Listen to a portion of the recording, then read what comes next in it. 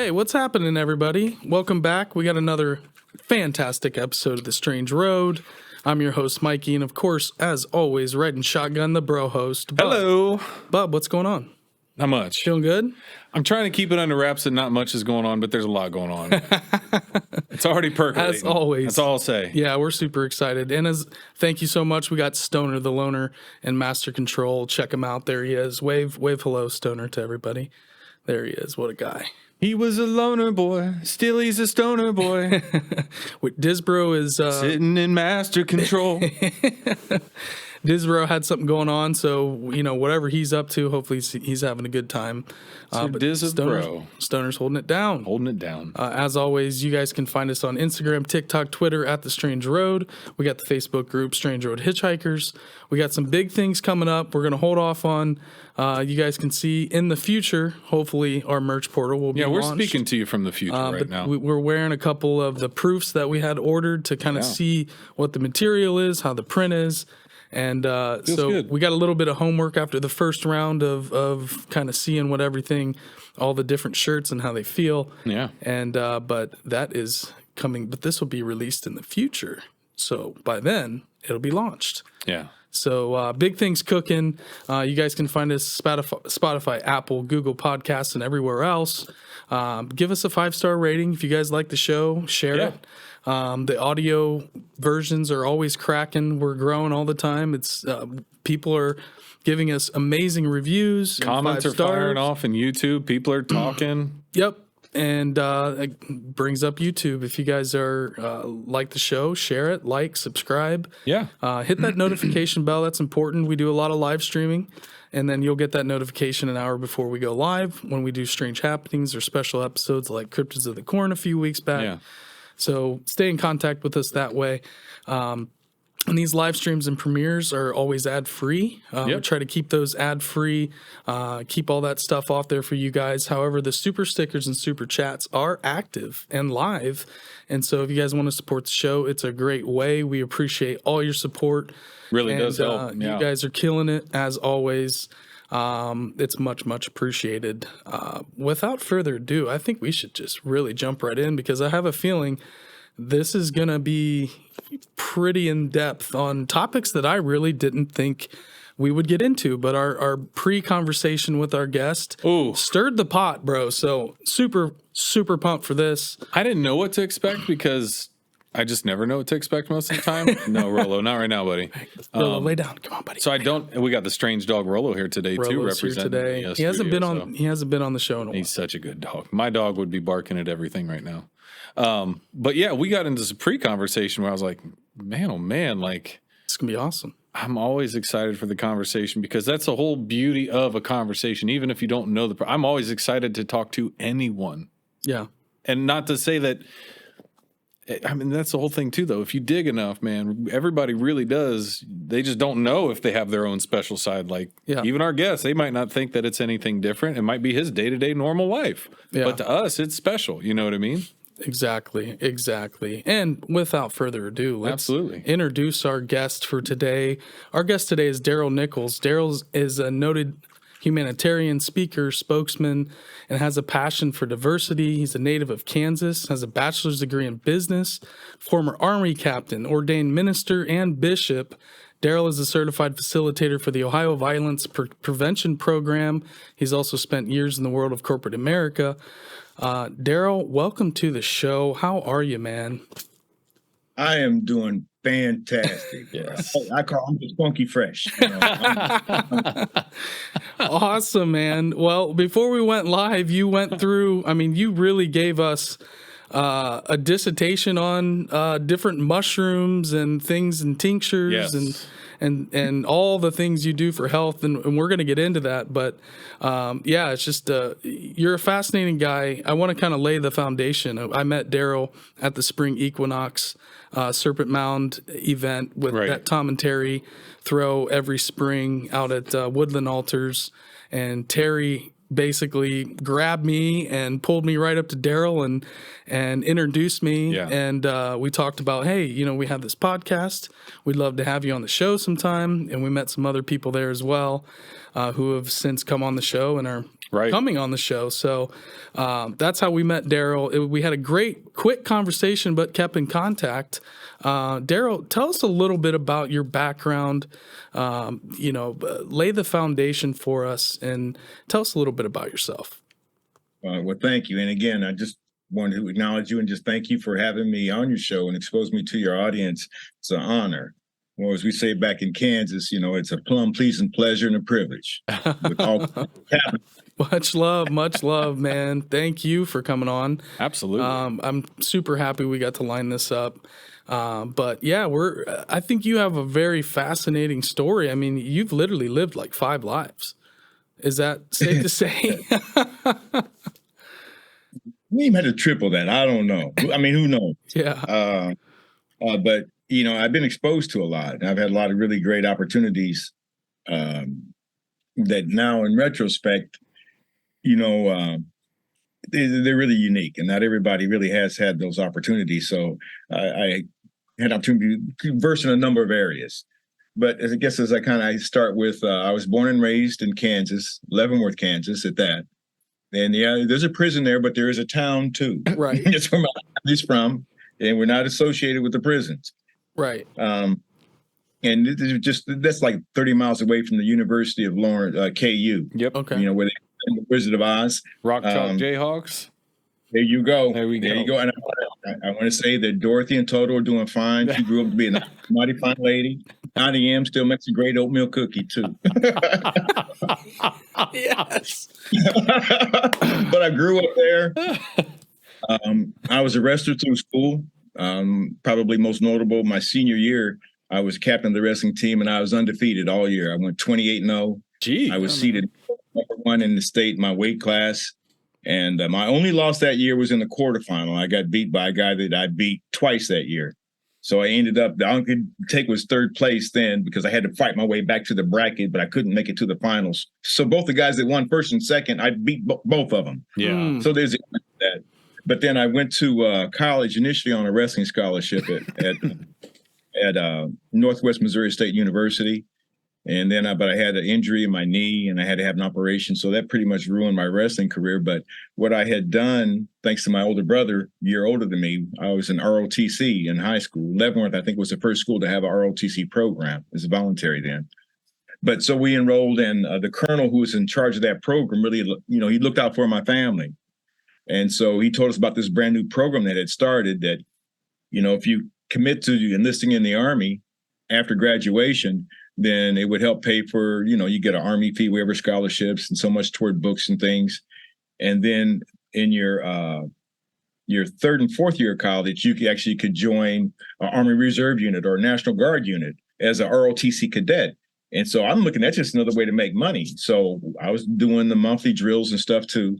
So then when I graduated, actually, I had enough time I got commissioned as an officer 2 years before I graduated high school. So I was, and this was a brand new program. So I was probably one of the youngest officers in the Army under this new program. I mean, I legit went from an ROTC to a 2nd lieutenant. Wow. So when I graduated, the month I graduated, I had enough time and grade that I actually got promoted from a 2nd lieutenant to a 1st lieutenant the month before, the summer I graduated. But now I had to go to officer basic training. So I'm a 1st lieutenant, you know, and I was actually, as it turns out, there was 53 other officers in my class that went to Aberdeen, Maryland, and I was the senior officer in my class. So I'm the class leader, and my career in the military kind of tracked that way. My first duty assignment was in Germany. 6 months of training in Aberdeen, Maryland, I was a supply logistics officer. And when I got to Europe, my company commander was expecting a brand new butterball lieutenant. Well, it turns out when I got there, he had authorization for 5 lieutenants. Well, when I got there, I'm the senior lieutenant again. So I became the company executive officer. We're not an idea what I'm doing. Oh, man. Oh, man. But I figured it out, you know, in a situation like that. Somebody told me, here's what you got to do, Lieutenant. You only got to do 2 things. You got to learn quick and in a hurry. That's all. Like, what's the difference? Yeah. That's hilarious. But you know what, man? That's how you really level up as a human being, is like getting thrown to the wolves. Sink or For swim. me, yeah. Like, just my video production career was definitely, you know, not to compare it to the Army, but I mean, you learn so much so fast when you're just thrown out there. Here's a camera, go shoot, or, you know, we got to edit this video, and it's I just had some great soldiers, you know, and we accomplished things in the company. We had an annual CLATE, what they call a CLATE inspection, command logistics inspection, and every logistics company has it every year. And I just decided, well, if we study the manuals and we know what they're going to be inspecting for, I don't see why we can't get a commendable rating out of all the areas that they inspect. And I remember this old crusty warrant officer that didn't really like me, but he just started laughing. And he said, you must be smoking dope. There's no way in hell any company is going to make 40 commendable ratings. And he just laughed it off. And so I said, you know, I kind of dismissed it. So, okay, I appreciate it, Chief. But I still did. I had a game plan. I said, here's the guidelines. Here's what the Inspector General is looking for. And we're just going to audit to the specifications. And we had 7 weeks to do it. And we did something that no other command logistics company had ever done. We received, and it was 30 areas that they rated. We received a commendable rating out of 27 out of 30 areas. And it was the first time in the Army ever that any company actually achieved that. Had the general come, he's passing out gold coins to my soldiers. But it got me a little bit of notoriety. So in short order, I was promoted, still as the first lieutenant. I was asked to take a position as the battalion S23 officer, which is in charge of security, operations, plans, training, and intelligence. So I ended up serving in a battalion in Germany. Went to just outside Frankfurt in Hanau, and I was they call it the spot, because nothing happens without the S23. I managed all of the training readiness, operations. I was a classified documents custodian, so I had to make sure soldiers were trained to execute our warfighting mission. So, and then I had an opportunity to become a company commander when I came back stateside, and I served as a company commander in Fort Riley, Kansas. And one of the peaks of that was my unit was picked by the Department of the Army to deploy to Honduras. And this was at a time when we had conflict with the Sandinistas and the Sandinistas and the country. But we did an outstanding job there. And we actually established brand new military doctrine in terms of ordering supply and repair parts.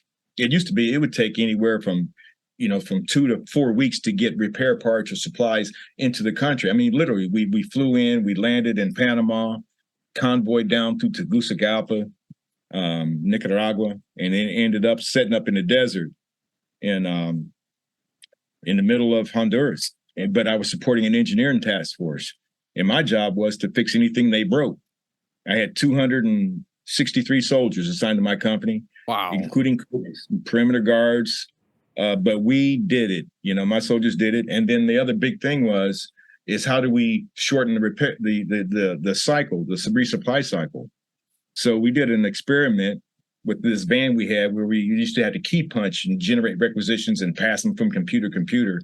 Well, we set up a new procedure where we actually would generate the signal and we would shoot our requisitions digitally across a series of relays in the ground, and then we would bounce it up to a satellite somewhere in Honduras, and it would land in Fort Knox, Kentucky. It hit another relay and bounced back up, went to Fort Riley, Kansas, and shortened the supply cycle to just like 5 to 7 days. Wow, incredible. So that's amazing.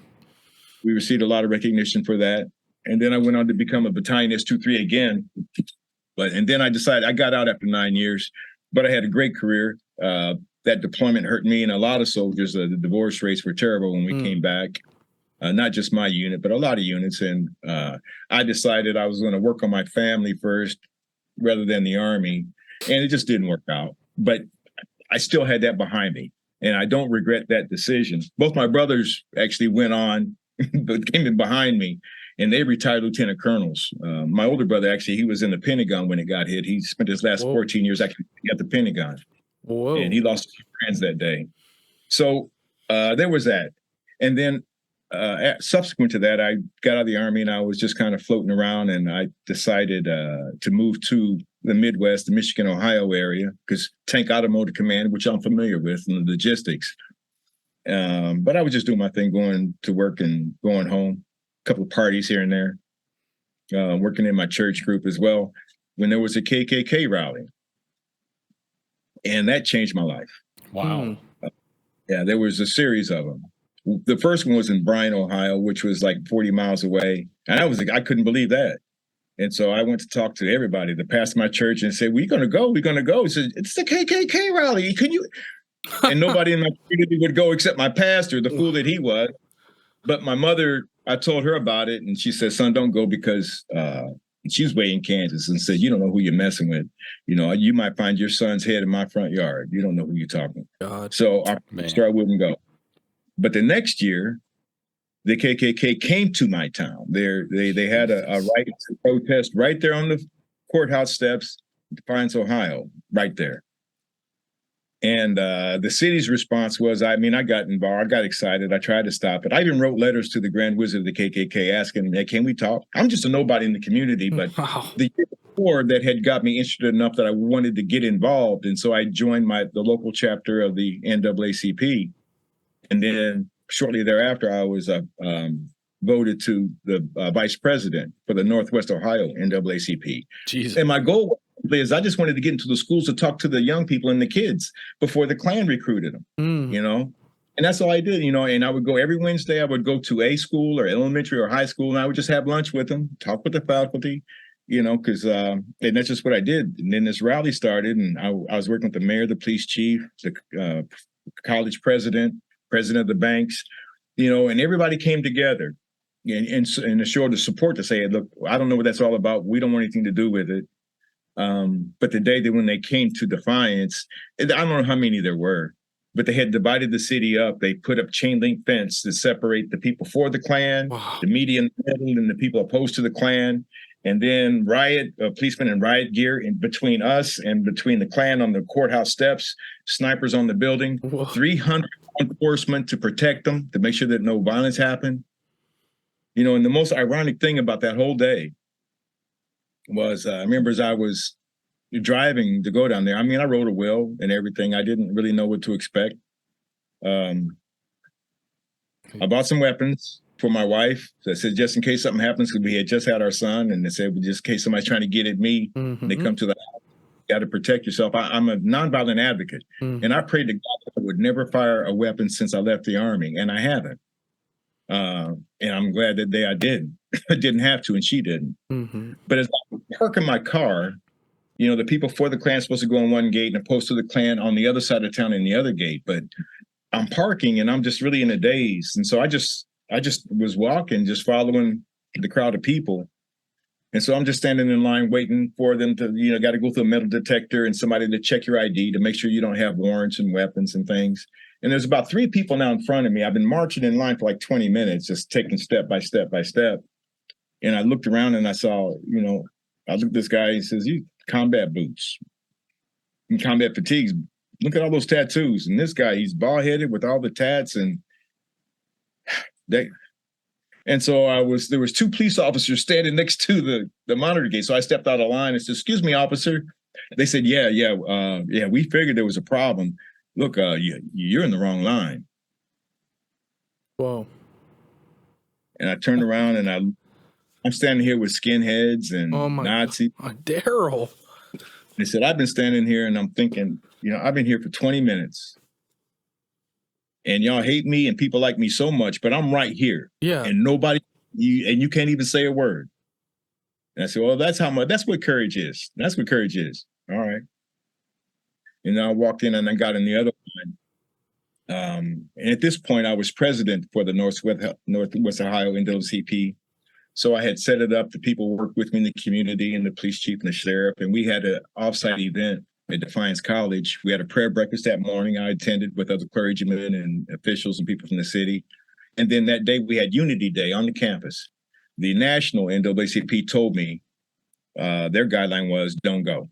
They said have a prayer vigil or something offsite, but don't go. My logic was, well, the KKK and other hate groups are growing at 10 to 12% a year. So I don't think that's an effective strategy. But I told my executive committee and everybody else, you go off-site, and I went to the rally. And I didn't say a word. I'm listening to this filth that these people in front of me are saying in hoods, white hoods, and that the whole garb, everything. Ooh. I'm looking at snipers on the building. I'm looking at the people who were for the Klan and the filth that they were saying, and the media in the center just taking pictures of both sides. And then I'm here and I'm looking at all these young people who were so angry about what they were hearing. They were just as filthy as the people on the other side. And it reminded me of what Malcolm X had said once, the hate that hate created. And I remember I just stood there, tears running down my face, you know, but I never said a word. I promised my mother I wouldn't say a word, and I didn't. But that gave me the strength and energy. That's when I became a certified facilitator. I said, I want to get involved with, okay, how do we stop this level of ignorance? You know, how do I promote people out of that type of ignorance? Right. And so that's what the goal has been as a violence prevention practitioner. And I thank the KKK. Matter of fact, I was interviewed later because now as president, I had what I'd done. So what can I do creative with this? And so I asked the community, my members, I created a project I called Operation Lemonade. And so it says, if you're willing to donate a penny a minute, $1 a minute, a dime a minute for every minute that the KKK is speaking, then I'll use that money for our scholarship fund. And I'll send a kid to college. Brilliant. Basically. And so we ended up raising, I think it's $7,000 something. And so afterwards, I was interviewed and I said, I said, well, how do you feel about that? I said, well, I just want to thank Reverend Jeffries for helping the NAACP send a Black kid, and Hispanic kid, and a Caucasian kid, you know, giving them a lot of scholarship money. Yeah. Through their hate. through their, dude, I love that. That through their is hate, amazing. though? Like through their dislike, right, is what you're saying, right? Yeah, they perfect. Send a child to college. Perfect. Because that's such a good way of taking an energy. That dude's something and turning it into something so worthwhile and going, hey, look, all your effort, I've made it into my effort this way. So what you think it's doing, it's actually doing this on the other end. So like, right. I love that. My gosh. Daryl, question. You Reverend Jeff Berry about it. They interviewed him, and when he had read, he said that, he said that was a hard pill to swallow. That fact he's sending Black kids to college. Well, that's like the whole karmic wheel, though. Like for all this other evil stuff, there's got to be some kind of a universal balance on the other side. So the scales, you know, they got to tip in the other way. So you know, your actions actually created something really positive, but that's just a beautiful example of the universe. So the summary of that was, you know, that was a pinnacle for, that kind of gave me a mission and a purpose. And I'm still, you know, I do a lot of free conferences, workshops, and facilitating in that regard. I love that work, and a lot to be done. You know, obviously you look at the conditions in the world right now. You know, there's not much distinction between how African Americans are treated, or look at what's going on with the Native Americans still on reservation, or, you know, all of the isms, whether it's racism, sexism, adultism, you know, all those isms have to be addressed. And particularly right now, you know, look at the war in the Ukraine, you know, but Ukrainians' mother's tears are just as salty as the Soviet Russian mother's tears. You know, it's all ism, and we got to get past the rhetoric and all of the things that fight to divide us, in terms of the way I see it. But that compelled me to do several things. After my term as with the NAACP as the president there, I moved here to Toledo, Ohio, where I remain now, and back to work. I'm back in corporate America. Work for a large company. So there's about 7,000 people in my facility. Nothing I can say. I work at the home of Jeep. Every Jeep Wrangler that you see comes out of this facility right here. You know, very cool. And basically every minute there's a brand new Jeep rolling off the assembly line. I love it. And my brother-in-law and sister, my sister-in-law and brother-in-law lived right on Jeep Willys Parkway on that side of town for years. My wife is originally from the Toledo area, Oregon. But my brother-in-law grew up in Toledo, and they live right off Jeep Willys. There you go. That's awesome. So to wrap up, because I don't want to make this all about me and my history, but during that time I became, I just involved with my church, and then I became co-pastor of the church I was with. And then a few years later, I became pastor of that church. And then I started my own church called Victory International Praise Ministry, a non-denominational church. And then shortly after that, I was elevated to the position of a jurisdictional bishop. And at one time, I had 11 churches under my jurisdiction I was responsible for. So I did that. And then about 10 years ago, just things really began to shift. And I didn't even tell you about the UFO experience I had when I was 16. But all that started to come back around. Oh, yeah, saw UFO 16, Leavenworth, Kansas. Okay. This thing was like all the way around. I swear. The third time it came around the house, I had to go. I went inside. I was up in the tree looking at it. You know, about every 20 minutes, this thing is. So the third time, I go in and get my mother, my father, my older brother, and my sister. And they just come outside. They're going to humor me, you know. And I'm looking up and I said, there it is. And then my dad said, boy, that ain't no UFO. That's a plane. I said, no, not that one, that one. And this time it changed its whole pattern. It's miles away in the sky, way up there. But you can see it moving. But this time it dropped. It got north of us and it dropped in elevation. And it flew maybe 300 feet over our heads and maybe 5 miles an hour. Whoa. My mother was so nervous, she ran into the house to get an Instamatic camera. She's so nervous, she couldn't get the flash. You know, and we just watch it. Shh. Wow. My father called the police. They came out, did a police report, and they had me do a drawing. Front page paper that day, the following day, UFOs over Leavenworth, Kansas. You were 16 and this happened. What did it feel like? Because you just set it up that you said they were just going to come out and humor me. So you know that they weren't believing you. But you know the moment that they all couldn't deny it if it's going overhead at 300 feet, 5 miles an hour. What did that feel like to you? Man, you know, I mean, I just didn't know what to think of it.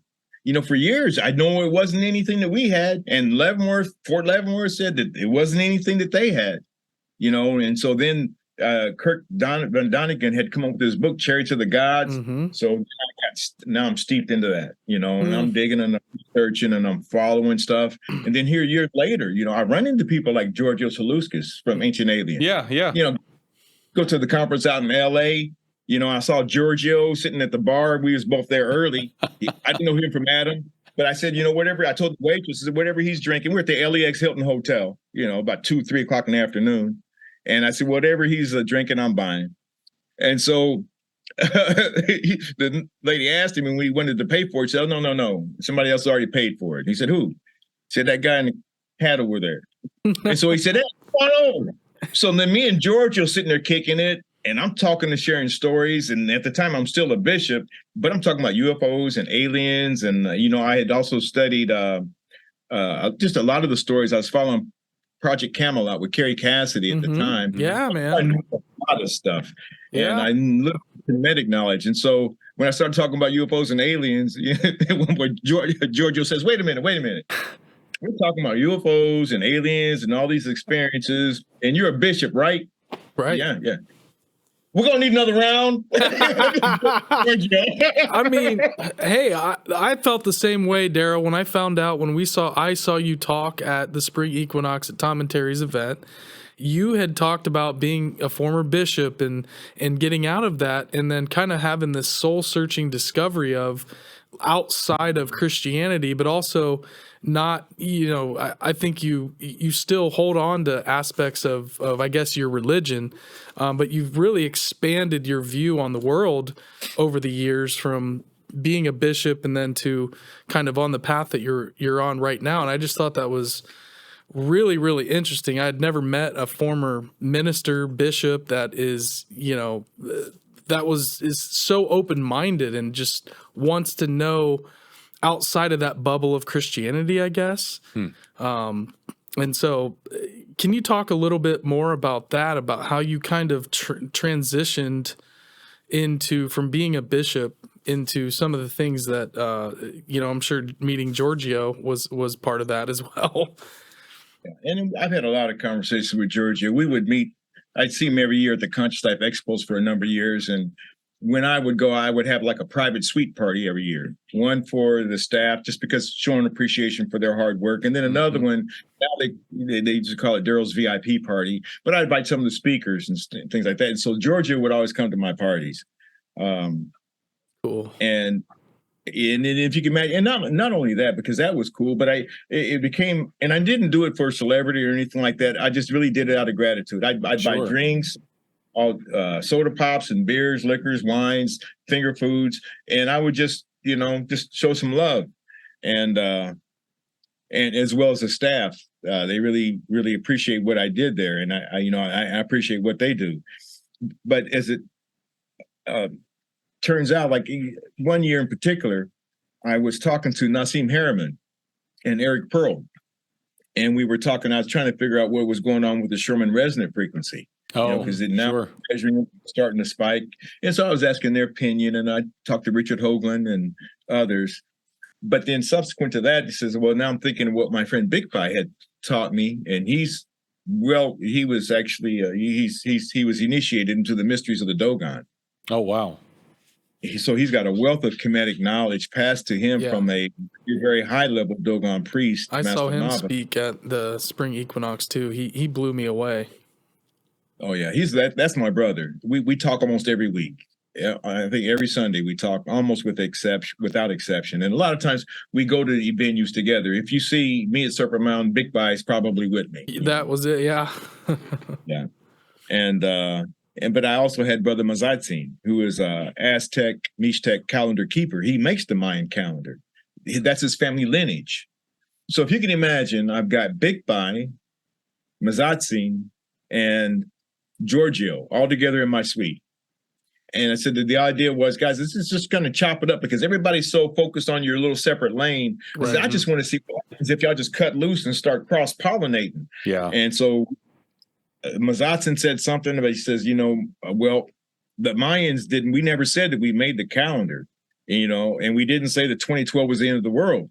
But he understands all the codices at a very, very intricate level. So he began talking about that. And then Giorgio starts talking about how it was connected to Pangea before the continent separated, and then how maybe the Mayans got what they got, but he said the Mayans got that learning from the Olmecs. Mm-hmm. You ever see these big old Olmec heads on these islands? Oh yeah. So when he says that, that's where Big Pie chimes in. It says, well, he from the ancient lost Kemetic knowledge, the knowledge that we haven't known for 2,500 years. This is stuff that during the pharaonic period when we had pharaohs. Yeah. Every pharaoh had a priest, and all those priests were Dogon.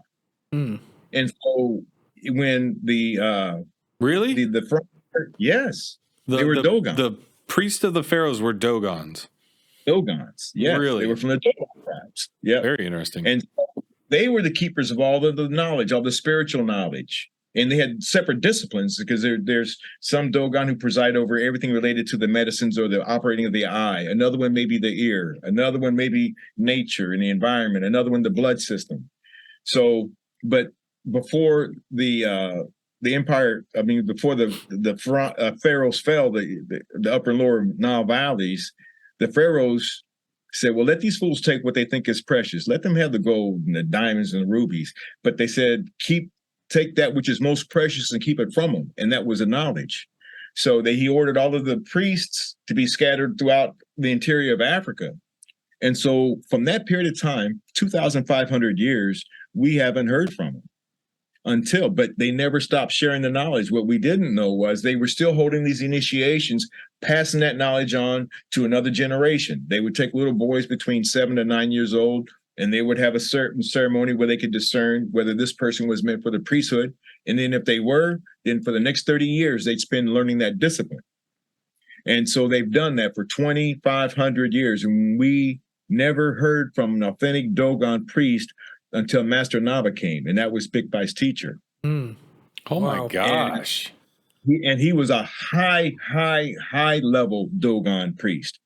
I think he spoke 5 languages. I don't know how many master's degrees he had. He was educated as well, right. But he went through all the initiations. And so he came to the United States. He was sent because he said that the time has come to share this information and reintroduce this lost wisdom to humanity, and particularly in the West, because this is where the most influence is. So Master Naba came, and he gave a presentation in Chicago. And Big Bi, at the time, his name was Courtney Scott, and he was a student at Penn State, and he was a teacher. But he was so compelled by what he heard, he said he wanted to hear more. So, long story short, he and Master Naba worked together to share this. Master Naba told him what his assignment was, which to share this information. I don't have a place to go. I don't know where to start. I just got sent, and I'm obedient to what he's supposed to do. He didn't want to come, but he did. And so Big Bi found a place where they could hold meetings. And then ultimately they opened up an Earth Center in Chicago, and then where they shared this lost Kemetic knowledge. And then they opened up another one in San Diego, Chicago, Los Angeles, Baltimore. I was so compelled when I heard about it. The first time I heard Big Bi speak, and Master Naba's son, and I listened to some of Master Naba's videos, I said, I got to go see this for myself. So I jumped on a plane. I went to Chicago to the Earth Center. Wow. Damn. And then I said, shoot, that's pretty badass. And so then I said, well, maybe that's a one-off. So I flew to the one out in LA. And then I said, okay, that's pretty cool. And then I went to the one in San Diego. I said, okay, I'm sold. This is real McCoy. This is legit. Wow. And Big Bi and I have been best friends ever since. So that's awesome. That began the journey of those spiritual systems and the philosophies that predate the Bible, precede the Bible. And in fact, sometimes you can take some of the texts that you hear about, the lost books of the dead, or the books of coming forth by day and by night, and now so many other texts, and you can see where biblical text was taken directly from something that was written in stone thousands of years before then. Yep. But maybe it's a little bit different. So, Daryl, were you conflicted as a Christian? Were you conflicted learning all of these things, or were you trying to integrate the new information with? I mean, this is when you were a bishop, correct? So, I mean, this had to be really blowing your mind as this thinking, learning everything from a Christian's eyes. Was there any confliction within yourself? Oh, there was plenty of conflict. Even for years, even going through ministry, you kind of developed a type of cognitive dissonance. Yep. Where I know what reason and logic tell me and life experiences, but theologically, I know what my Bible says. And I was one of those guys that, basically that says, if it ain't in my Bible, I don't need to know it. And that's the way I was raised, from Pentecostal to Southern Baptist Conference and conventions. And I visited a lot of other churches, but, those two worlds didn't meet. And of course, when you're in the pulpit, if it's not in your Bible, you don't preach about it. You don't talk about it. So it's easy to almost keep those two worlds separate. But I began to really ask more questions the more I knew. And so, yeah, it was tormenting at times where, I almost felt hypocritical. Because I'm saying things that I'm not sure that I really believe anymore. And things that I think that I was told, says, well, if you didn't believe it, well, you just don't have enough faith for it. Go pray about it, brother. To now I'm reading documents and you put 2 and 2 together and it comes up 9. So I got to the point where I just took a sabbatical. I mean, I resigned from my job. I just went in one day and said, I just got to the point that I was just that much of a conflict. They said, I'm just not showing up right. And so I told my employer, says, look, you can probably hire 2 kids out of college and pay them what you're paying me. My heart's just not in it. I didn't have another job lined up. I ended up taking 11 months off work. And that's where I met Big Bi. And that's where I ran into Mazatson and developed a relationship with Giorgio. And met so many amazing people. And at first it looks like, why am I even doing? I mean, I went out and I learned how to read. I never intended to, but I could read Akashic records, and I did it in spades. And then I went and learned how to do Reiki healing 1 and 2. I used to be a reader for Teresa Caputo on the Long Island Medium. I had a friend who actually was administrator for the fans of the Long Island Medium, and she saw where I posted, "Hey, look, I just graduated and I can read Akashic records." Well, she asked me if I could come onto the Facebook fan page because there were people there that nobody could help, and Teresa Caputo wasn't reaching out to help them either. But she said, well, Daryl, these people are suffering really bad. They just lost a loved one or somebody's missing. So I said, well, I'll see what I can do. and I did a lot of good there. I did that for almost 11 months until sometimes I was doing like 5 readings a day while I'm still working full time and just taking so much energy. Yeah. But I'm thinking, okay, Akashic records, Hall of Records, what does all this mean? Because I mean, I was doing the dang on thing, astral projection, out of body stuff. Whoa. It's just kind of like being Neo in the Matrix. You just load the program. And so I had all this going on, and then I guess the quick way to answer your question is I just got to the point where my spirituality outgrew my theology. Sure. And I just had to embrace that. And for 3 years, I had all these random experiences, and there were times I stopped back and asked myself, what are you doing, and why'd you do that?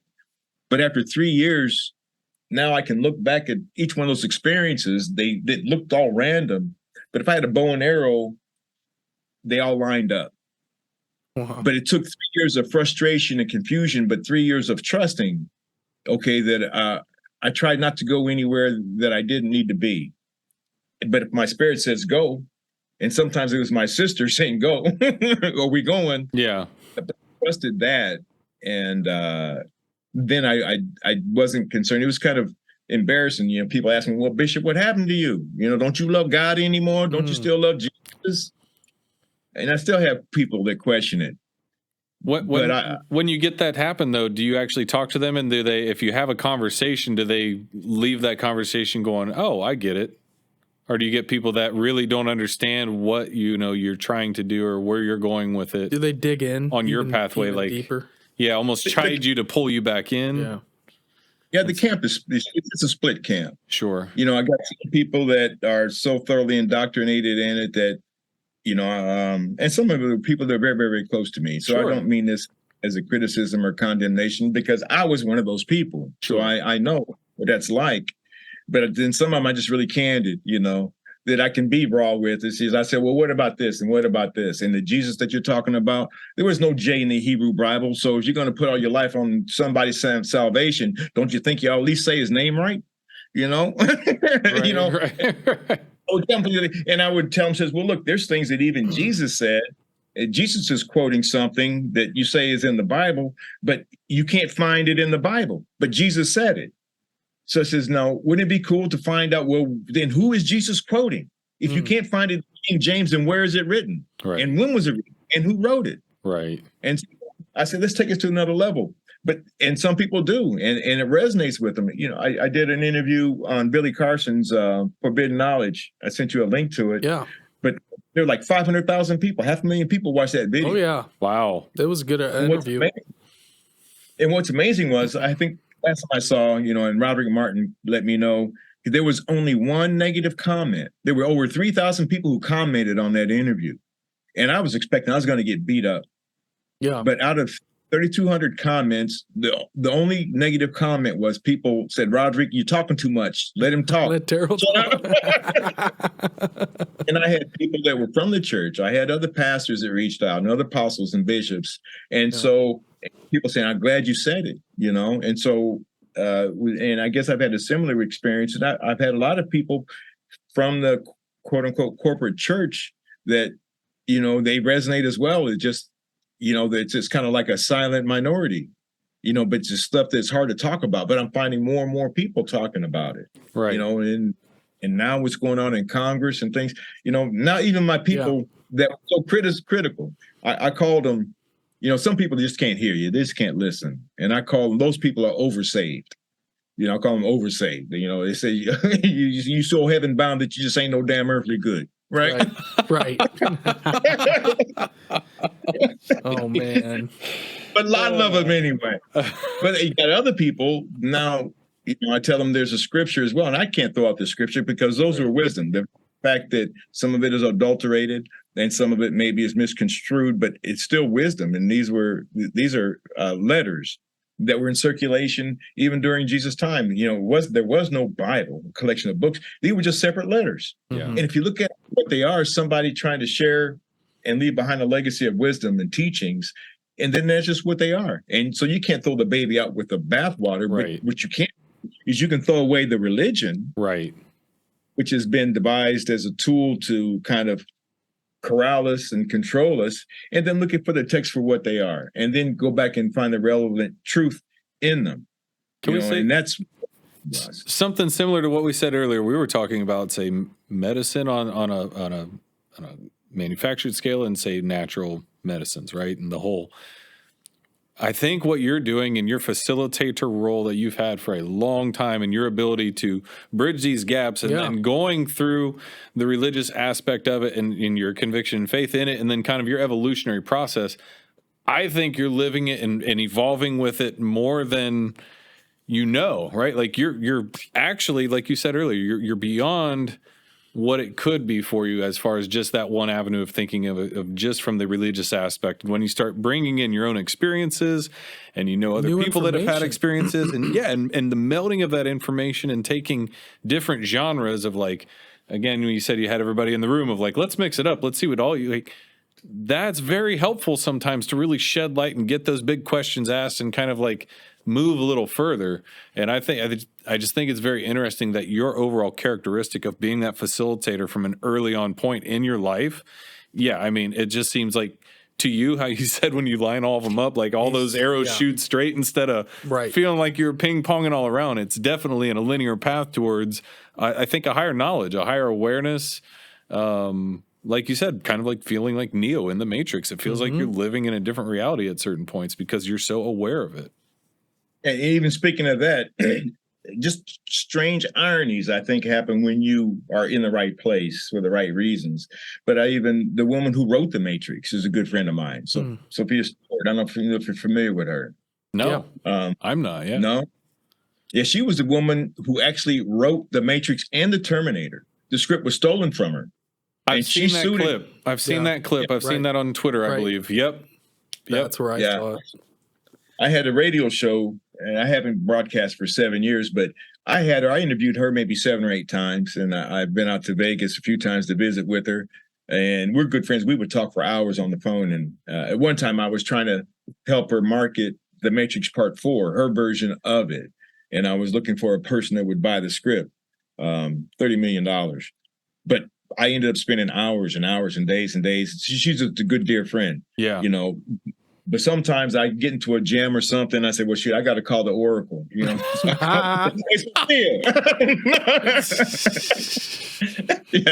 And she would break stuff down, and she is so just the Matrix.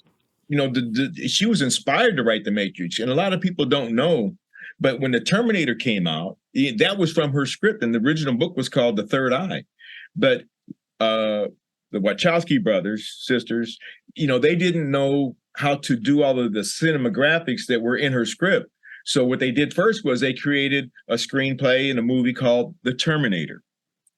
And then when they got the cinema stuff down, they could do stop motions and all this stuff. Then they did, out of the same book, they created The Matrix.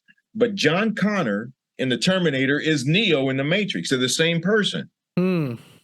Yes, and John Connor being an anagram for Jesus Christ, Neo in The Matrix, an anagram for the One. Yeah, I do remember all that. I do from that. Yeah, you're blowing my mind right now. Jeez, the Machine World and Zion, Daryl, all that stuff. You got the Oracle on speed dial.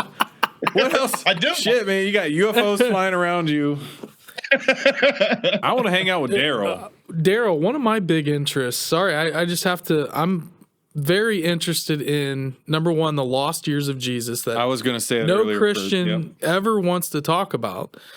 We've had one of the most open-minded Christian friends that we have is the co-host of Kill the Mockingbirds podcast, Joel Thomas. Yeah. Shout out to Joel. He's amazing. Great guy. Christian, but so open-minded, so down to earth. Yep. He's convicted in in his belief in the Bible and the truth of the Bible, but is reading the book of Enoch, the Emerald Tablets of Thoth. He's out there trying to, really understand, whether it's the lost and the giants. He's very interested in the Nephilim and those biblical stories. Is there any books like The Lost Years of Jesus or the Missing Books from the Bible? There you go. Is that Billy's book? Yes. Nice. I understand because, it doesn't necessarily connect the dots on that question. I know when I began my transition, my friend Big Bye offered me to do something because I had a lot of questions for him. Again, I flew out to Los Angeles just to hear him, and just on a humbug, we became good friends. I just asked him and Miriam Delicado, who was doing work with the Hopi and the can't remember the other tribe. Zuni.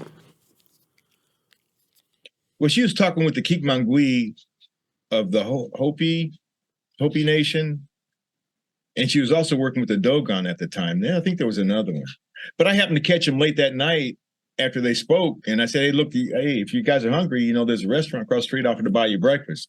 And that was it. We've been off and running ever since.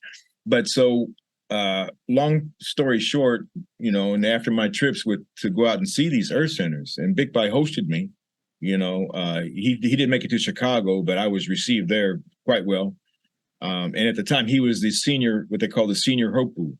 He was over all of the Earth centers, you know. He and Master Naba were the founders. Oh, I think we lost Daryl. Daryl? Yep, we totally lost Daryl. No worries. We'll take a little timeout break. I'm hearing something.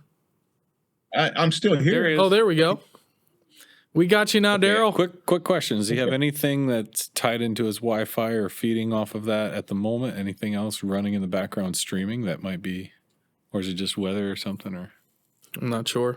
Do you have like a Google Drive syncing or Dropbox or something like that that might be pulling some data down? Let me shut down some other things that might be tapped in. Cool. Yeah. Just curious. Yeah. Yeah, we've been running well. Cool. I think you were saying, Daryl, before we had a little freezage, you were talking to us about Bic Bay and some of the things that you were getting into on your trip. Yeah, well, there was one thing that he explained to me about how the nature, a couple of things about how the nature of energy works from a Dogon perspective. And so when I say Dogon, I'm talking about ancient knowledge during the Pharaonic period, or even prior to that, because there were civilizations in the Nile Valley preceding the what we call the Pharaonic period, the pharaohs. But so it's even more ancient than that. It's more than thousands of years old. But he told me that they have what they call, they do it energy readings, how they can take our earth readings. And they said that these guys are so accurate, it's a science, that they can actually do certain things by positioning stones or objects on the ground and drawing certain diagrams in the dirt, that they can tell you, and you can call up to the bush, and one of these Dogon priests who specializes in cosmogony. How do you know was a word? Not cosmology, cosmogony. Yeah. I thought you were saying it wrong. Says no, it's cosmogony. But they said that they can, from here in Ohio, you know, to where they're at in Mali, West Africa, you know, they said that they're so accurate they can tell you what color shirt you're wearing and what you had for breakfast this morning, just by doing the energy readings. So, but he had also told me about the concept of the way energy moves with this planet. They call her Ta, and she's another form of intelligence. And Ta speaks to all of her brothers and sisters, the other celestial body. But there's two energy channels. They're called the dialogue of energies. Ta is always struggling to express its energies through all of the little things on the planet, from the rocks and the mountains to the trees, and even the human beings. We're like energy channels.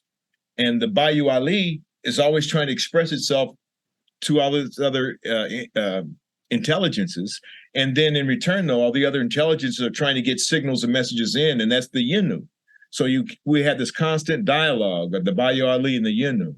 And the minute if an object becomes blocked, like say maybe as a human being, you're holding on to too much anger.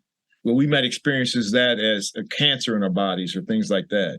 Or the Yinu can't come in because we're holding on to jealousy or you know, these negative emotions that actually become blockages to the flow, that dialogue, that energy. And what that energy does indiscriminately is it programs you for destruction. Just like the branches in a storm here. I got branches of the trees that they're all over my yard, you know, and it's because, you know, maybe they were just too weak or they just dry rotted, but they fall off and die. And then the cycle continues.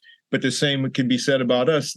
You know, if we become so toxic or whatever that energy becomes blocked, then the Bayu and the Yenu can't flow. Mm-hmm. So, just long story short, I wanted to understand more about these energy readings. So, Big Pi had set it up for me to call their headquarters here from Ohio. He set it up, and I had a date and a time that I would call to their a switchboard in Chicago. And he had set it up that I would be talking to a Dogon priest out in the bush somewhere in Mali, West Africa. And they would have an interpreter, and I would have an opportunity to ask him any questions that I wanted to ask. Wow. And so I did. And amongst that, I asked the question that you just asked. Similarly, like I wanted to know about God, and I wanted to know about Jesus. And as I understand, those lost years, he actually did. He spent some time in this is probably the one book I would recommend, written by Master Naba himself. It's called Philosophy Podium. So here you have knowledge from a high-level Dogon priest, and he's sharing information in here that, it's rare and it's full of gems and jewels. But to say this, then, that the Dogon have a record that Jesus himself, who we call Jesus, that personage, did during in what we call the lost years. He did some time in Asia, but he also was taught and learned in the temples in Thebes and Dendera. He spent some time in Africa, and so he tended like probably an initiate in some of those mystery schools. Mm-hmm. And just like other text and research kind of indicates that so was apparently his father. Well, his uncle.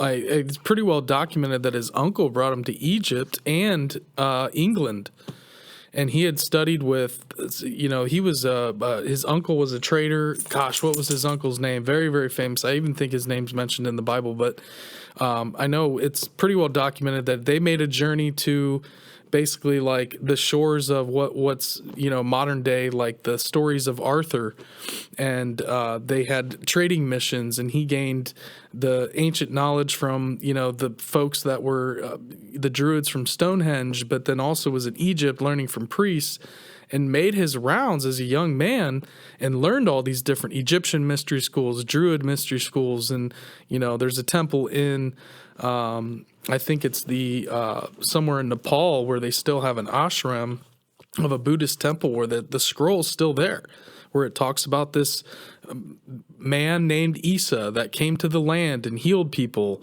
And supposedly you can go up into, the Himalayas to this temple where it has this story. The Brahmins of India have stories about this traveler that came to their land and disrupted the power structure of the Hindu religion. So that's fascinating to me. But there are videos of Master Naba speaking about it, and specifically on that, and some other interesting information specifically related to the personage of Jesus in these lost years, and just some other we would call esoteric knowledge. But it just would make sense because even following that period ascribed to when he was here, even all the Greeks, that's where they went to go study. Aristotle, Euripides, right. Aristophanes, all of them went to study in Africa. That's where they got the story of Atlantis. Socrates and his uncle. Yeah. That all came from their travels from Egypt. His great-grandfather or his grandfather passed that story down to Socrates. Well, it should not be a surprise because the Greeks were doing it, the Hebrews were doing it, and so even prior to them, because that was just the seat of knowledge at that period of time. So that it's not surprising to me to find that. Even Pythagoras, he said that he didn't create it. Pythagoras says he got it from a Kemetic people in Egypt. That's where he got Pythagorean theorem. Mm-hmm. Totally. So. Did I get wrapped around the axle on that one there? No, man. This is the show. Like no, this is exactly the show. Yeah. We can go in any direction we want. I love the story that you told us before we went live about your first time going to Serpent Mound and that experience of how it's part of your journey, right? To kind of become who you are now. And I think Serpent Mound was a place that I have a similar story. And came to it when I was in a period of transition as well, and multiple visits and meeting people like Jeffrey Wilson and Tom and Terry and all these other folks that really helped me work through, eventually starting this podcast and creating the company with Kyle and everything. So I really resonated with that. And if you could just kind of go through that for our audience one more time. I was at that stage then where I'm going through my growing pains, and really, there were times I felt like I was in labor. I'm giving birth to something. I don't know what it is, but it hurts.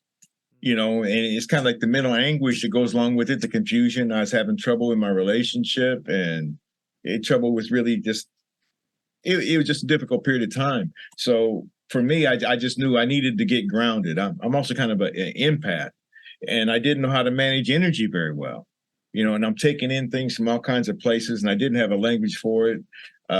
Things are going on in my church I'm not really feeling great about, or even it being a bishop, because sometimes people put you on elevate you on a stool, on a level where, says, no, I know I ain't all of that. And I know you ain't like that. You only like this on Sunday. I know what you did Saturday night. Yeah. I saw you. I was there too, y'all. We know that all too well. I'll tell you what, I saw a lot of people in my time in their Sunday best looking their absolute worst in a summer, hot, hungover, making it through a Sunday mass. Like, just get me out of this suit. Yeah. Oh, I was at that point where I'm kind of feeling I need to get grounded somehow. And so for me, I was going to drive back to Kansas from Ohio just to be with my family, because I always felt, whenever I went home, I would go home every year, and it's like, okay, I can breathe again. I'm around people I know and I love and things that are familiar. Nobody's got any motive, no judgment. So that was my plan, to drive to Kansas, and it was I was maybe 3.5 hours into my drive. And again, I had my GPS set. I knew I was going the right way, and I was just trusting my GPS. But somehow, I know I was like, I don't know, 50 or 60 miles off course. And so how did I get over here? Because, now I'm on secondary roads. It's supposed to be a highway all the way through. And then I saw it said Serpent Mound, 17 miles. And I think I heard of Serpent Mound somewhere before, and I said, well, I guess that's where I'm going. I'm just going to trust. And so I said, all right, I guess we're going to Serpent Mound. And it was getting late. It was getting close to sunset. By the time I got to the park, to Serpent Mound National Park, where the effigy is, the park was closed. It was just dusk. I could still make out trees and stuff, but the sun was actually below the horizon. And it was a drizzling rain. I'll never forget it. I had a night of the Stetson hat, and I'm worried. I'm up here. I'm going to walk on that mound, but man, I'm probably going to ruin my hat. That's a sweet hat. I'd be worried. Got to make a decision here. But I walked the mound. And so I remember I walked around to it. It's my first time ever to the park. I didn't really know much about Serpent Mound at all. I didn't know a lot of the amazing things I do now, but I walked on the concrete path all the way down to the head of it. And then I said, I'm going to walk up to the tail, but I'm going to walk on the mound.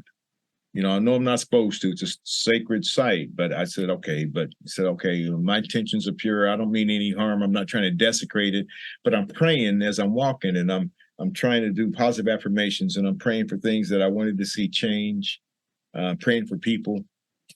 And so when I got up to the tail and I started to turn around and go back, it was just like all of a sudden in front of me, there was like a field of these parallelograms, just like shadows, just floating in the air, but dozens or hundreds of them, and I'm recording this prayer. I got it's like an old BlackBerry phone. I think at the time that was the style of phone I had. Yeah. I'm talking my BlackBerry. I'm talking my prayers, and but when I got to this, I just continued talking, so I can hear myself. I played it back for Terry and Tom and other people, just say I even recorded this. But I said, I was like, what is this? And I'm trying to describe like a field of like these patterns floating in front of me. But I felt at peace with it. It was odd. It was crazy. And although it was dark, they were darker than the darkness. I could still discern these patterns still floating in front of me, although now it's almost dark, but it's like now they invited me to walk into this field. And so I just walk into it. I'm still talking on my phone. And as I just kept walking, it's like this whole field of patterns, they just were moving with me. And then at some point, I'm just amazed, and I'm just, like, wow, what is this? And then I walked maybe 10 or 15 yards, and then that whole field stopped, and I came out the other side. And when I did, I could feel the difference. The best way I could describe it is like going through a spiritual car wash. All the junk I had when I went in wasn't with me when I came out. Wow. And I'm getting goosebumps just. Me too. Me too. And so I don't know, it was ancestors. I don't know really what it was or the energy there, but that's when Serpent Mound says, okay, I need to know more about this place. And after that, I was good to go. All that junk I had, I just turned around and I said, I'm good to go. I can go back to Ohio. I'm good for another whole year. Somebody else's junk. I'm good. Yeah. Right. But then that's when I made a connection and decided that I went back to Serpent Mound when I saw that they were holding an event, met Terry and Thomas, and I just wanted to go experience it and learn from Thomas and others what makes this place so special. What was that? And ever since I go back, I'm pretty much, I try to make every event that they have. We got one coming up this September. Mm-hmm. We're going to summit. I would encourage the listeners, if you really want to, try me out. You don't take my word for it. Come on down to Serpent Mound and at our next equinox and see if you can experience something. It's a special place. And I don't think there's another place on the planet like it. From the geological standpoint, they tell me that there's not. There's no other place on the planet that was hit by impact crater that was on a ley line that's got these mad, crazy energies flowing out of it. Oh, yeah. It's magnified at these social seasons. Do you think sometimes that what you just said there with the meteor or whatever impacted into that made that crater to that ley line, like it was almost drawn to it?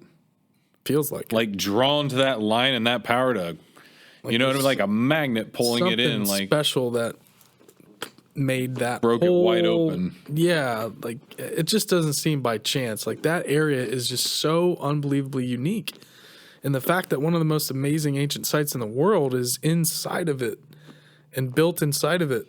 I mean, there's so many things that the ancient people knew that we don't understand. And Daryl, one thing I've learned and what I really truly believe is that Serpent Mound is a machine for spiritual growth. Pure and simple. It's some kind of machine that works in different dimensions.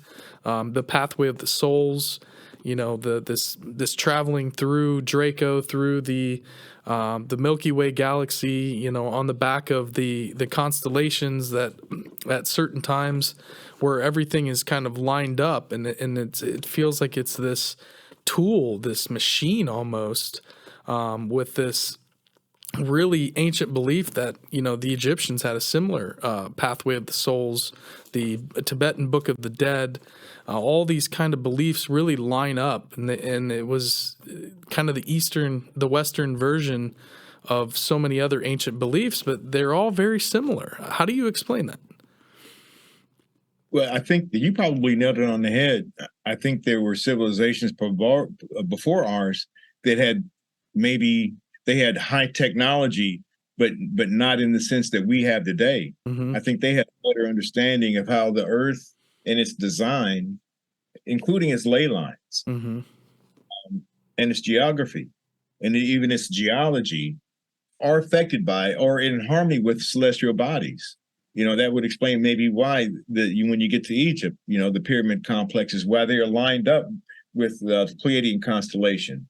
And there's an alignment. And during certain times of the year, just like pyramids in Teotihuacan and others, at the certain full moons is when you see the sun coming down through the shaft, or when you see the serpent going up the stairway of Chichen Itza, I think the Chichen Itza pyramid. Yep. And just the same Serpent Mound is when you look at the curves in the serpent, but they line up with summer and winter solstices. They line up certain times of the year in perfect harmony with celestial events. Yeah, some temples have one or two. Serpent Mound has like 12 alignments potentially.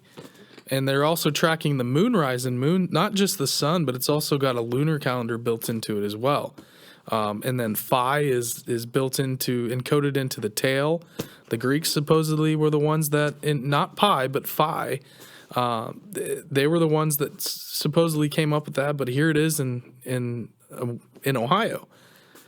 Yeah, and it's really, really unbelievable. That's such a cool story. I love hearing people's first experiences of when they first, came across Serpent Mound or the first time they visited. VJ's story is incredible. The first time he went to Serpent Mound, which you may have met VJ actually, Indian gentleman that was kind of coming to Tom and Terry and Jeffrey Wilson's events throughout a couple year period. I'm sure I must have ran across him. Yeah, I've been frequent at Serpent Mound probably in the last 10 years, 7 to 10 years. Great. Yeah, I probably have. And I hate missing events when it's only like a 4-hour drive for me from here. But, knowing what it is now, because I used to be going to the Conscious Life Expos in Los Angeles. That was my place to go get grounded. And I used to go twice a year when they used to have it. Now they have it just in February. But that was my time to be around my tribe. Oh, yeah. I could find people that didn't judge me, and they far left than I am. But I resonate, and I met the coolest people just sitting in the lobby. I mean, right. I'm sitting, just sitting at the Conscious Life Expo. You're sitting in the restaurant or in the bar, and you're talking to Richard Hoagland, former NASA advisor to President, or Nassim Harriman, Eric Pearl, Barbara Lamb, you name it. They were all there. I've always wanted to go to the Conscious Life Expo. It's been calling me. Maybe we go with Daryl. We can meet up out there. Yeah. There you go. They'll tell you I get the best party. Dude, we go to Daryl's VIP party.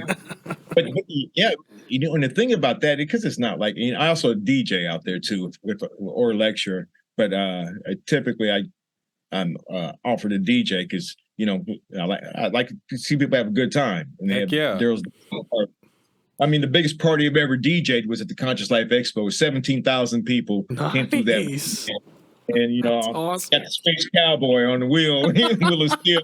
I got to see that. Dude, yeah. I'm in. Okay. I would like to do that too. That sounds like a lot of fun.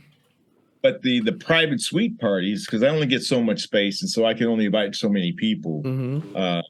And of course, and that's for me, that's the big payday. Yeah. Because you can have these one-on-one. You met Jordan Maxwell coming to my party, Sean David Martin, and we're just sitting in there. I got some music going on in the background, but it's about all the connections. Zarathustra with fifth dimensional quantum healing, Gail Thackeray, John of God, and we're just sitting there, just sipping and talking, having one-on-one. But you get to be a fly on the wall, and these other people who are just focus on their lane because that's what they do, and a lot of them, that's their livelihood.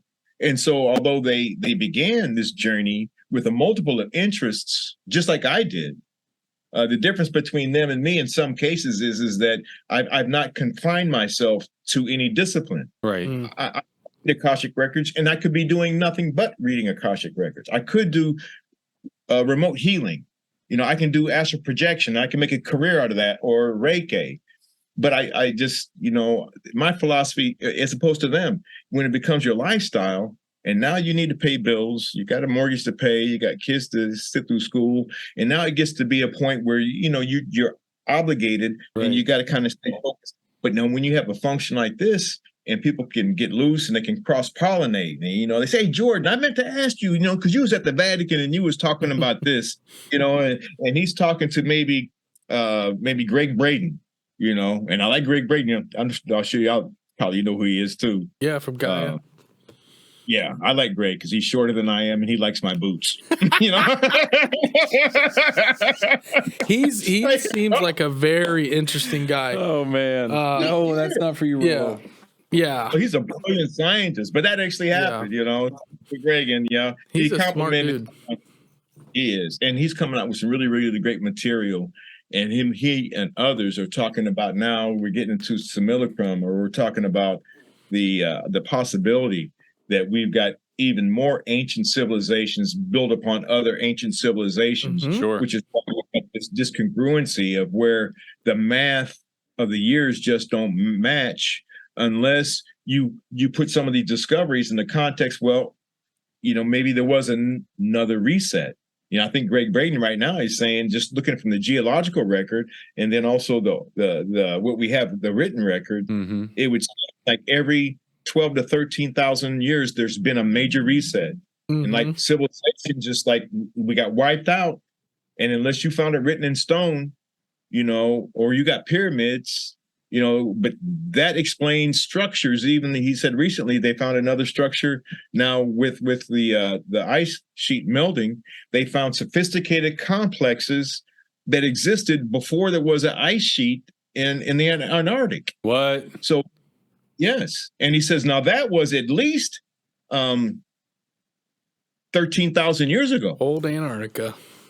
So who built that 13,000 years ago? That's it. That's the last refuge of the most mystery is of Antarctica. Strange. Yeah. I All agree. strange. It's like they always used to joke about Florida, that if you picked up the U.S. by the panhandle of Florida, like all the, and this is not what I feel, but like all the garbage would run down to the end of the panhandle, right? But if you did that with the world at large, like all of the strange has run down to Antarctica. Yeah. Right. If you tip it on its end, all the weird stuff is matriculated down to Antarctica. We got all these treaties where everybody's, very nice about it. No country owns it. Everybody like shares it equally. It's like the moon. Right. Kind of, yeah. It's this armistice, area where there's no fighting over no this or that. Stories but it's about very mysterious. Nazi bases and pyramids under yeah. the ice. And I mean, it's just like. Well, maybe you might know more about that. About the bases there in Yeah. Antarctica? I've heard of a few things, even starting with why did Operation High Jump ever take off? Sure. Why did the President of the United States send 4,000 people on an expedition in the Antarctic? Admiral Byrd. And out of 1,500 came back.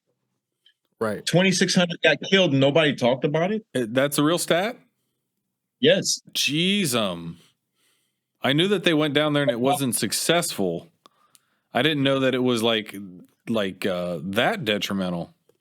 And no, they don't even talk about that, but it's out there. And then, of course, what is known is we know that Admiral Byrd came back with a report that he lost control of his craft, him and his fleet, squadron, and something guided them into this place and set their airplanes down, greeted them with a nice cup of something warm and tasty and green, and basically met with him. And he says these were aliens. And they said he had basically sent him back with a message to give to the presidents or the leaders of the world.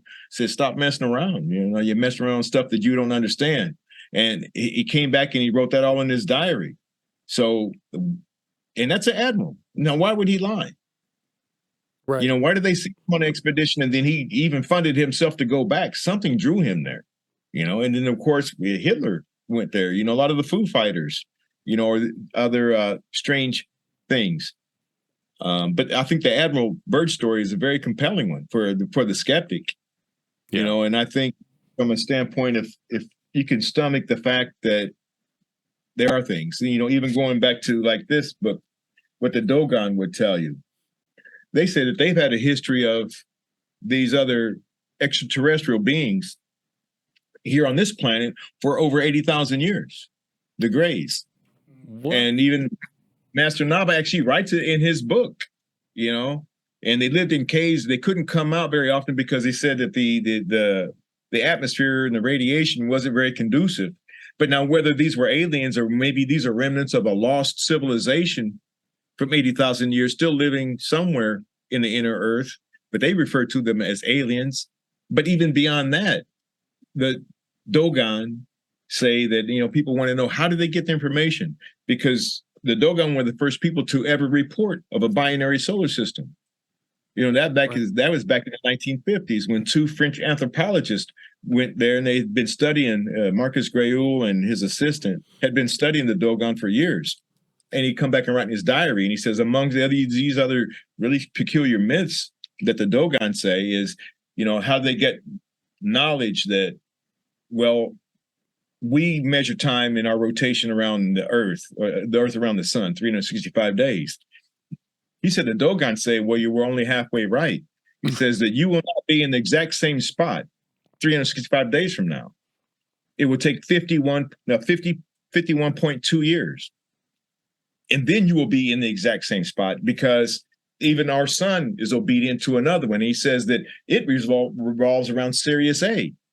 Mm-hmm. And they had known about Sirius A and B way before we had the telescope power to actually see Sirius A. And they had depictions well documented. They were blown away when they found out the Dogon knew about the dog star. Yeah. Unbelievable. Like, Serious, that's crazy. Yeah. Well, not only Sirius A, but then they said the other one you can't see, which was Sirius B. Mm-hmm. And then a step further, they had another one, they called it Poe. They said that there's another planet, and Poe means the tiniest little thing in their language. And the way they describe it says all the men on the planet couldn't pick it up, but it's a small thing. So by the time we got telescopes in the 60s or 70s, when NASA looked at the perturbations of the planet and they saw Sirius A, they says, well, shoot, the way that it's moving, there's got to be another heavenly body acting on it. And lo and behold, the first binary solar system. And then they studied that for a while. Then they said, but there's still something irregular about how those two bodies move. And then NASA discovered Sirius C, what the Dogon had been saying for at least 400 years.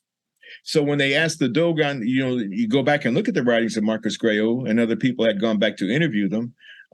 They said that no, they didn't make it up. They didn't figure it out. They said it was the Nomos who told them. And they said this was an aquatic people who came from the Sirius star system. They came down and they were kind of aquatic, but they came out of the water, and they said those are the ones who taught us agriculture, science, engineering. They said that they got it from the Nomos, and the Nomos came from the Sirius star system. Yeah. Oh my God. Amazing. Yeah.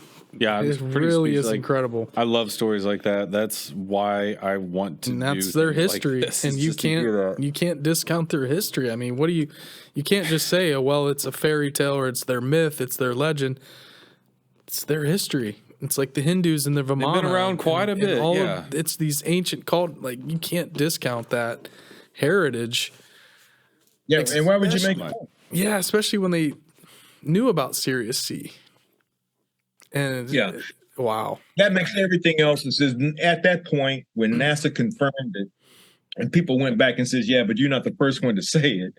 Well, now what else is there about that? Their sacred knowledge that they knew that we don't know, right? And where did they get it? Right? And, and now here we're currently having congressional hearings on UAPs and UFOs, and now for even the people who are doubtful, you listen to people under sworn testimony, under whistleblower protection, saying, yeah, I was part of that program. Oh yeah.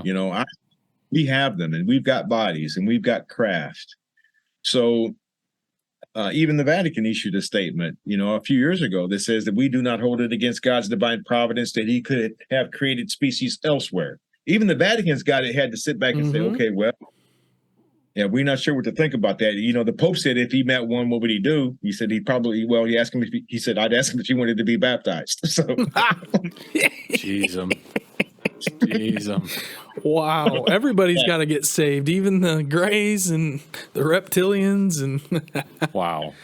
I mean, what a paradigm shift that possibly is on our hands, though, here with the hearings going on, with the possibility of people stepping forward, and maybe not even these first witnesses hit having anybody yet. Well, no, people that are into this stuff like us given out yet.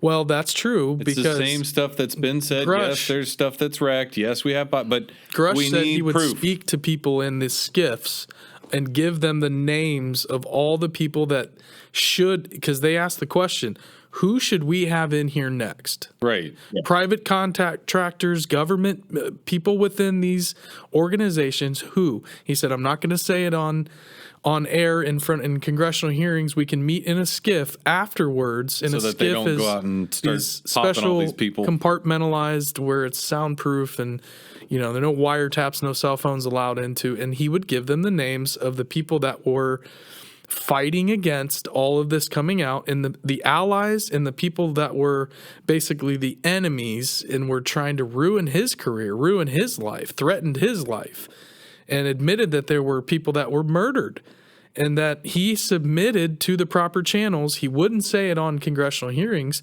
but admitted that I can give you the names of the people that I already have. You can go here and get this report.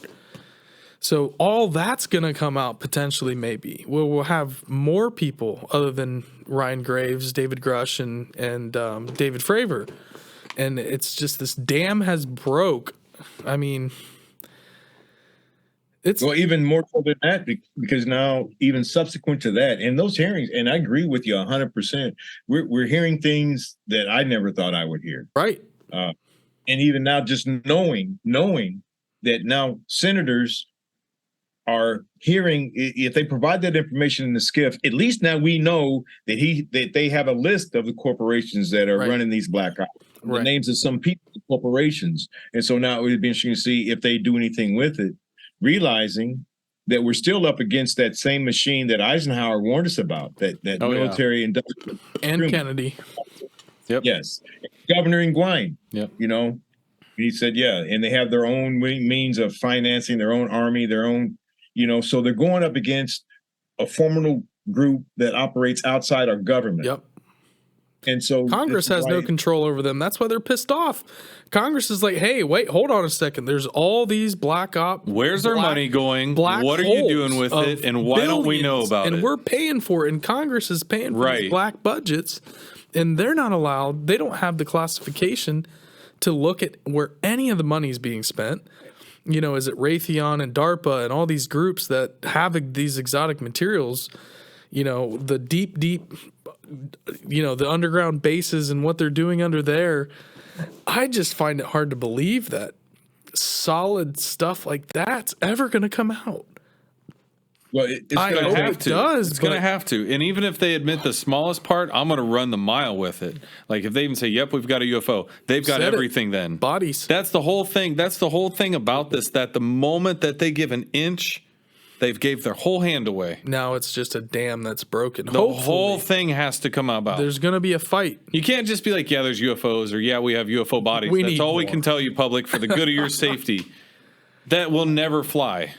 That will never fly. I think you think about the national security interest, if nothing else. Yeah. If we have private corporations that are off the books, that have craft that it has the ability to disable missiles or interstellar travel. Yes. Then, and even from an economic standpoint, and this is one thing I think that Dr. Stephen Greer, he's been saying it for years, and I'm looking forward to him saying more. But he says one reason why we don't, and he's got over 800 whistleblowers. Right. And he says this is not hearsay. He said he's got Disclosure Project. Yeah, I've got his book. I've watched a lot of his documentaries. I'm fairly aware of his kind of like acumen of what he's been working on. What were you saying about? I've been meeting him since, at the LA conferences. He's released another video here recently where he said, not only I've got 800 whistleblowers, and this is not secondhand information. These are people that worked in these programs and projects, people who were there when they recovered crash retrieval, and people who were there when they encountered real life, what he would call this is distinction between an alien or extraterrestrial. He says aliens are the programmable life forms, and he says we make those. He says that those secret agencies, they built those little 4-foot things. They're programmable PF life forms. We've always thought they were drones. The grays that seem robotic or androidish. They have no body parts, no genitals, or their mouths, or they just don't seem. They seem part machine. They do. Well, he just, I think it was just, in the last few days, he released another video. He was giving a talk. And one of his inside whistleblowers gave a firsthand account of when he saw one of these craft that landed. And it was one's got rivets and stuff on it. It's manufactured. It's not extraterrestrial. But he says this guy who's giving his witness testimony, he was in his truck. And he said these 3 beings walked up to his truck. And he said he like opened the door, and it knocked 2 of them over. And then he somehow at some point he noticed like a little bump in the hill. There's like a little ravine. But then there was 2 lumps in the grass, basically. But he said there was 2 men that were under there, like in camouflage. And one of them actually had like a box or a suitcase that had the control apparatus for these PLS, these programmable life forms. What? So this guy was saying, Stephen Greer, this came out over the weekend, I think. And so the guy's providing drawings and everything. And he says that he knocked two of them over, and he says the way that they were moving, they got diagrams. He said it was almost, he said he was curious because when they were moving toward him, they were moving almost like in lockstep, like they're marching, they're unifying. Yeah. That was a clue. And so when he did it, he knocked two of them over, and he says they're kind of like, he said eventually they did get up, but it was like you would expect like a robot or something, you know, to make certain movements to get up. Yeah. So there was that. But he said he started kicking the crap out of one of them. And he said he kicked it so much that it tore it open. He said it looked like flesh and skin, but he said when he kicked it hard enough, it opened. He says wires and circuitry. Oh my goodness. Falling off. Yeah. And that's when he saw these guys over there with the control box. What is this, Project Bluebeam? Well, he would tell you that these people who are running I don't know what the project was, but he said that was part of the plot. As long as they can keep this thing going where we can keep people scared of quote unquote aliens, then they won't want to know anymore. And he said even some of them to the point, according to Greer, he says that 99.99999 to the nth degree of these people who think they experience aliens, to including the Stan Romanek video. He said, man. Hey, stop.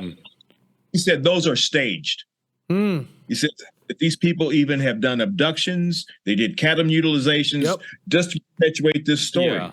Well, I'm glad you brought up the Stan Romanek one because I've always had an issue with that one as far as like, what is, like, do I believe it? Do I not believe it? Because didn't it end up that like, oh, he had child porn on his computer, but like, that's a very good way that if you want to make somebody not look official or you want to ruin their life, I'm sorry, but I know that's a good way of a move by some 3-letter agencies of like slip that on your computer, make you look like they set people up all the time. I don't know for sure because sometimes I watched that documentary on the way to Alaska.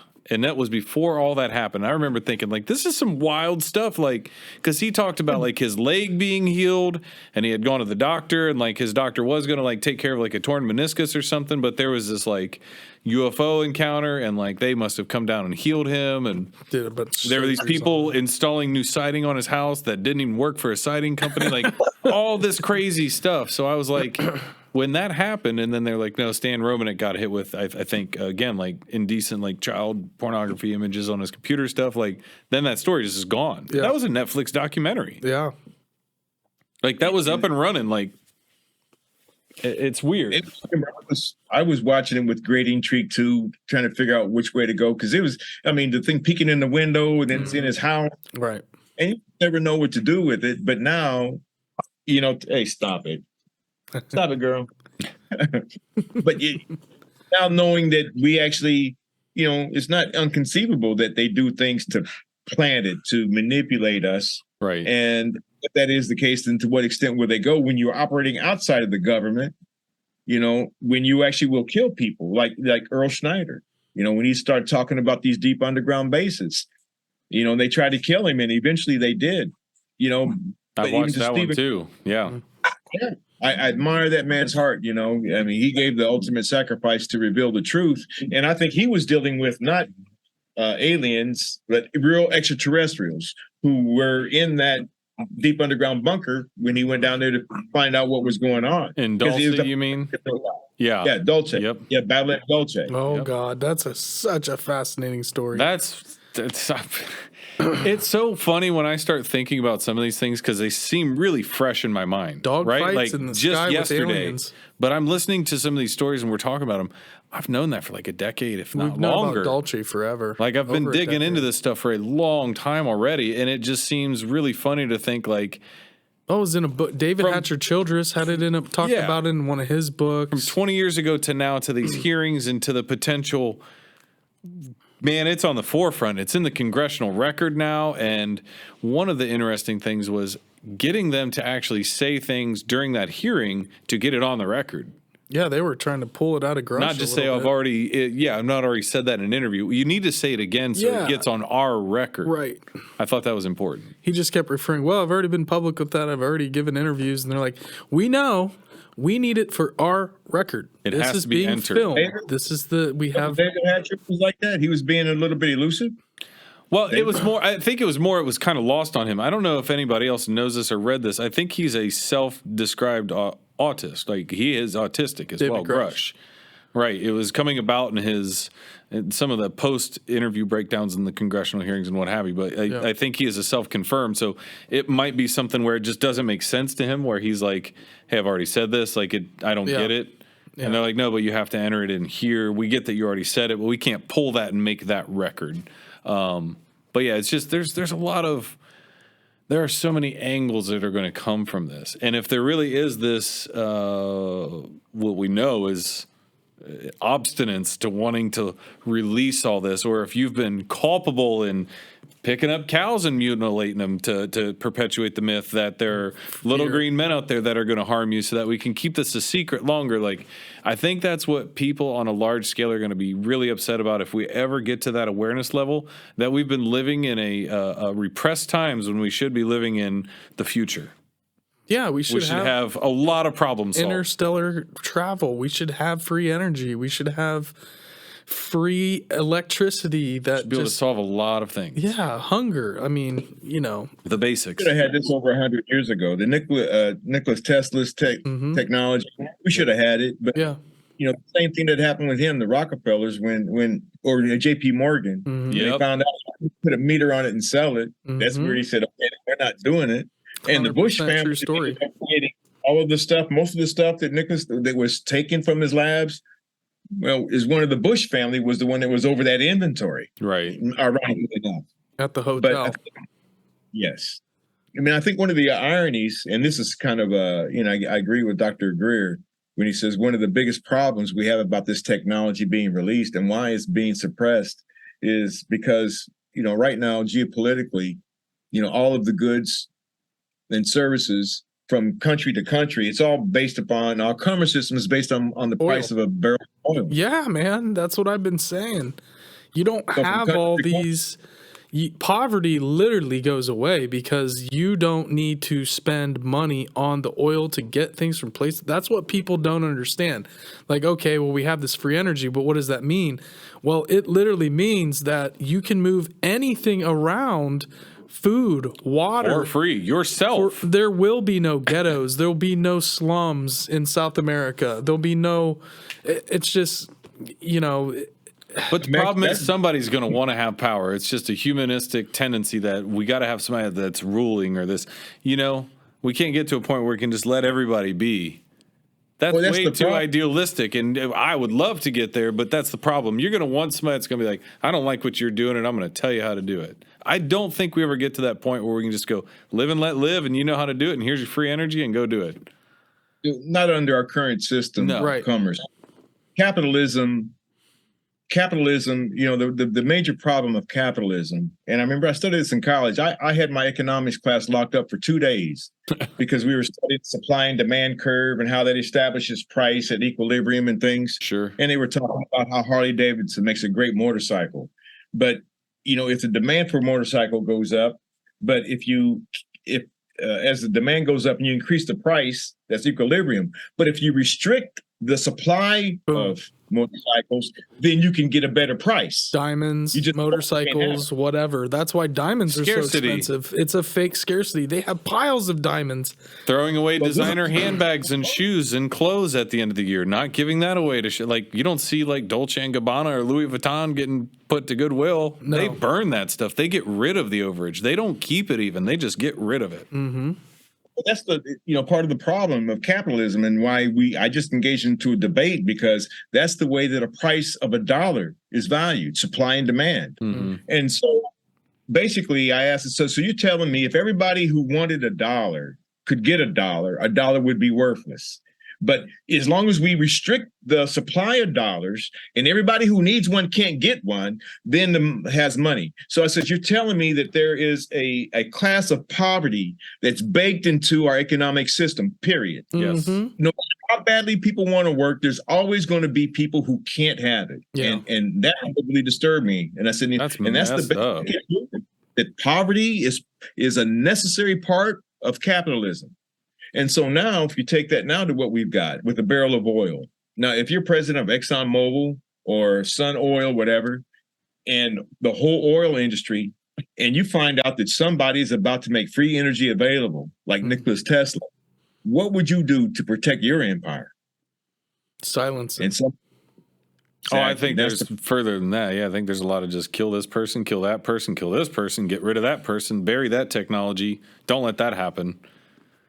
And that's what Dr. Stephen Greer and others are saying. He says we have the technology, and he says he actually has the engineers, and they already have these units. He said it's about the size of a small window air conditioner that you can put in your house, and it will power your whole house. Sure. And it's free. And it's based on Tesla technology. But the scientists who have it says that right now, until we come up with a geopolitical solution to how do you introduce this free technology without displacing the entire oil industry, how do you manage foreign exchange when now oil is no longer a factor? You know, how do you do an OPEC in our relationship to all of the Arab countries when everything that we do is based upon, can we have access to your oil fields? Well, you would have to have a bridge, Daryl, because you still have all of the ships and the freighters and all of the semis are all powered on diesel and petrochemicals. So you would have to have this, I think, a pretty long transition period to be able to outfit vehicles that we have with this technology, or like, what does that look like? That's what always... I mean, they're already taking trucks that were diesel or combustion engine and they're electric. They can flip that as soon as they want to. Yeah, and that's the problem. They can literally say, we don't need oil tomorrow. You could use it for manufacturing purposes. You could use it as a backup. Yeah. And you know what they did? They called them all back. Even when we had electric cars, you could only lease them. You couldn't buy them. Mm-hmm. Nobody could buy an electric car. Wait, say that again? You had them could only lease. This was back in the late 70s. There were electric cars, but you could only lease it. You could not purchase it. And then for some strange reason, they recalled all the electric cars, and there's pictures of it on the internet. There's acres of a field where they put all the electric cars out there and smashed them. What? This was in the 70s, late 70s, early 80s. Do you know of anybody that had one of those cars, or if they have a picture of it? Or I'll have to Google this. I've never heard of this. A year and a half ago, I was looking at. I saw some special somebody had done on it. I mean, I was around. I remember somebody in my community in Leavenworth had an electric car. It's the most ridiculous thing. It says, why would I want an electric car? And there was no infrastructure for it. But then there are pictures now on the internet you can find where people have gone out. I think it was somewhere in Arizona. It's just like acres and acres and acres of electric cars. They were all called back, and you couldn't buy one if you had billions of dollars. They were not for sale. Somebody bought them. Somebody bought all those cars to get. They had to pay the company. It was an oil company, right? Well, they were running their own experiments. Sure, just like Ford and GM. Partnered up to buy all of the subway and train lines all through LA. And then wreck them. And they basically just closed all those subway tunnels. There's a subway system in LA. They just bought up all the tracks and closed them. And so that's why LA has had such a bad problem with smog and traffic, is because there is no public transportation system worth a damn there. Like New York City's got the subways. You don't drive if you live in New York. Like in Manhattan. No. You ride this, everyone. No. Even in Chicago, you ride the L. No, like my cousins I don't drive much in Chicago. Here if I can avoid it. Yeah, but we have to drive around. We don't have any public. We do. Buses, there's a little bit. It's not much, but not near like a big major city. No. Like an L or a subway. Like that's where it's at. I wish we had. We need to have these. Where are these high speed trains, Daryl? Where are these coast to coast, super cheap? I mean, we built the interstate system. Why can't we build these high speed train systems to be able to go from really Cincinnati in 30 minutes and go party in Cincy, or go to a Browns football game or a Bengals game, or go to Chicago to visit your family, and you're there in 35, 40 minutes. Where the hell we're getting screwed. I just don't think there's. I don't know. Maybe they just don't see a big enough value in sending value. I mean, Jesus. Well, I see the value. Right. I know. Well, I was trying to find how we could segue and pivot. So your timing is perfect, because I wanted to get this into the conversation. It's kind of related and unrelated, but it's also another solution to this economic problem we have. And this is why we're at war in the Ukraine, in part. And part of it is just the idea of capitalism versus other forms of cooperation. The idea of how capitalistic countries work versus maybe communist countries. Yeah, because what's the alternative? Is it communism? Because that sure in hell doesn't work. We know that doesn't work. Well, there's a model that includes transportation, opening transportation corridors that actually encourage a whole entirely different infrastructure of security for all of the nations involved. You know, right now we got all the BRICS nations aligning and doing their thing, and everybody's running away from the dollar right now. Oh, You know, West, we're becoming more and more isolated. But what happened was, you know, there was an organization, the Schiller Institute, under Lyndon LaRouche. And Lyndon LaRouche, he was, I think he was President Nixon's economic advisor way back during the day, if you're old enough to remember that. But brilliant man, brilliant. And he's the same person who proposed and would implemented the SDI, the Star Wars Defense Initiative. He fathered that. But he had another proposal that he made that would actually create more peace and harmony between nations and encourage cooperation instead of competition. And he called it the Belt and Road Initiative. They called it, actually, some people abbreviated, called it the Silk Road. But basically, he wanted to take what they did back in the ancient days and throughout Asia, called the Eurasian Land Bridge Project. But his proposal was that the United States and all of the G8 countries, for example, that they invest in infrastructure development and build high-speed maglev trains, like say it crosses the arid deserts, it crosses through the tundras, through the Antarctic, and all of these places that are otherwise wasteland become railway stations for moving transportation that normally is moving by sea. Which could take 6 to 8 weeks to get there, and maybe half of your goods spoil before it gets there. But now you can get it with a high-speed train traveling 200 or 300 miles an hour. And that every place in every different city where you build these train stations, every 200 or 300 miles, there's going to be a store, a gas station, maybe a tourist shop, and then eventually food, you know, and all these communities develop.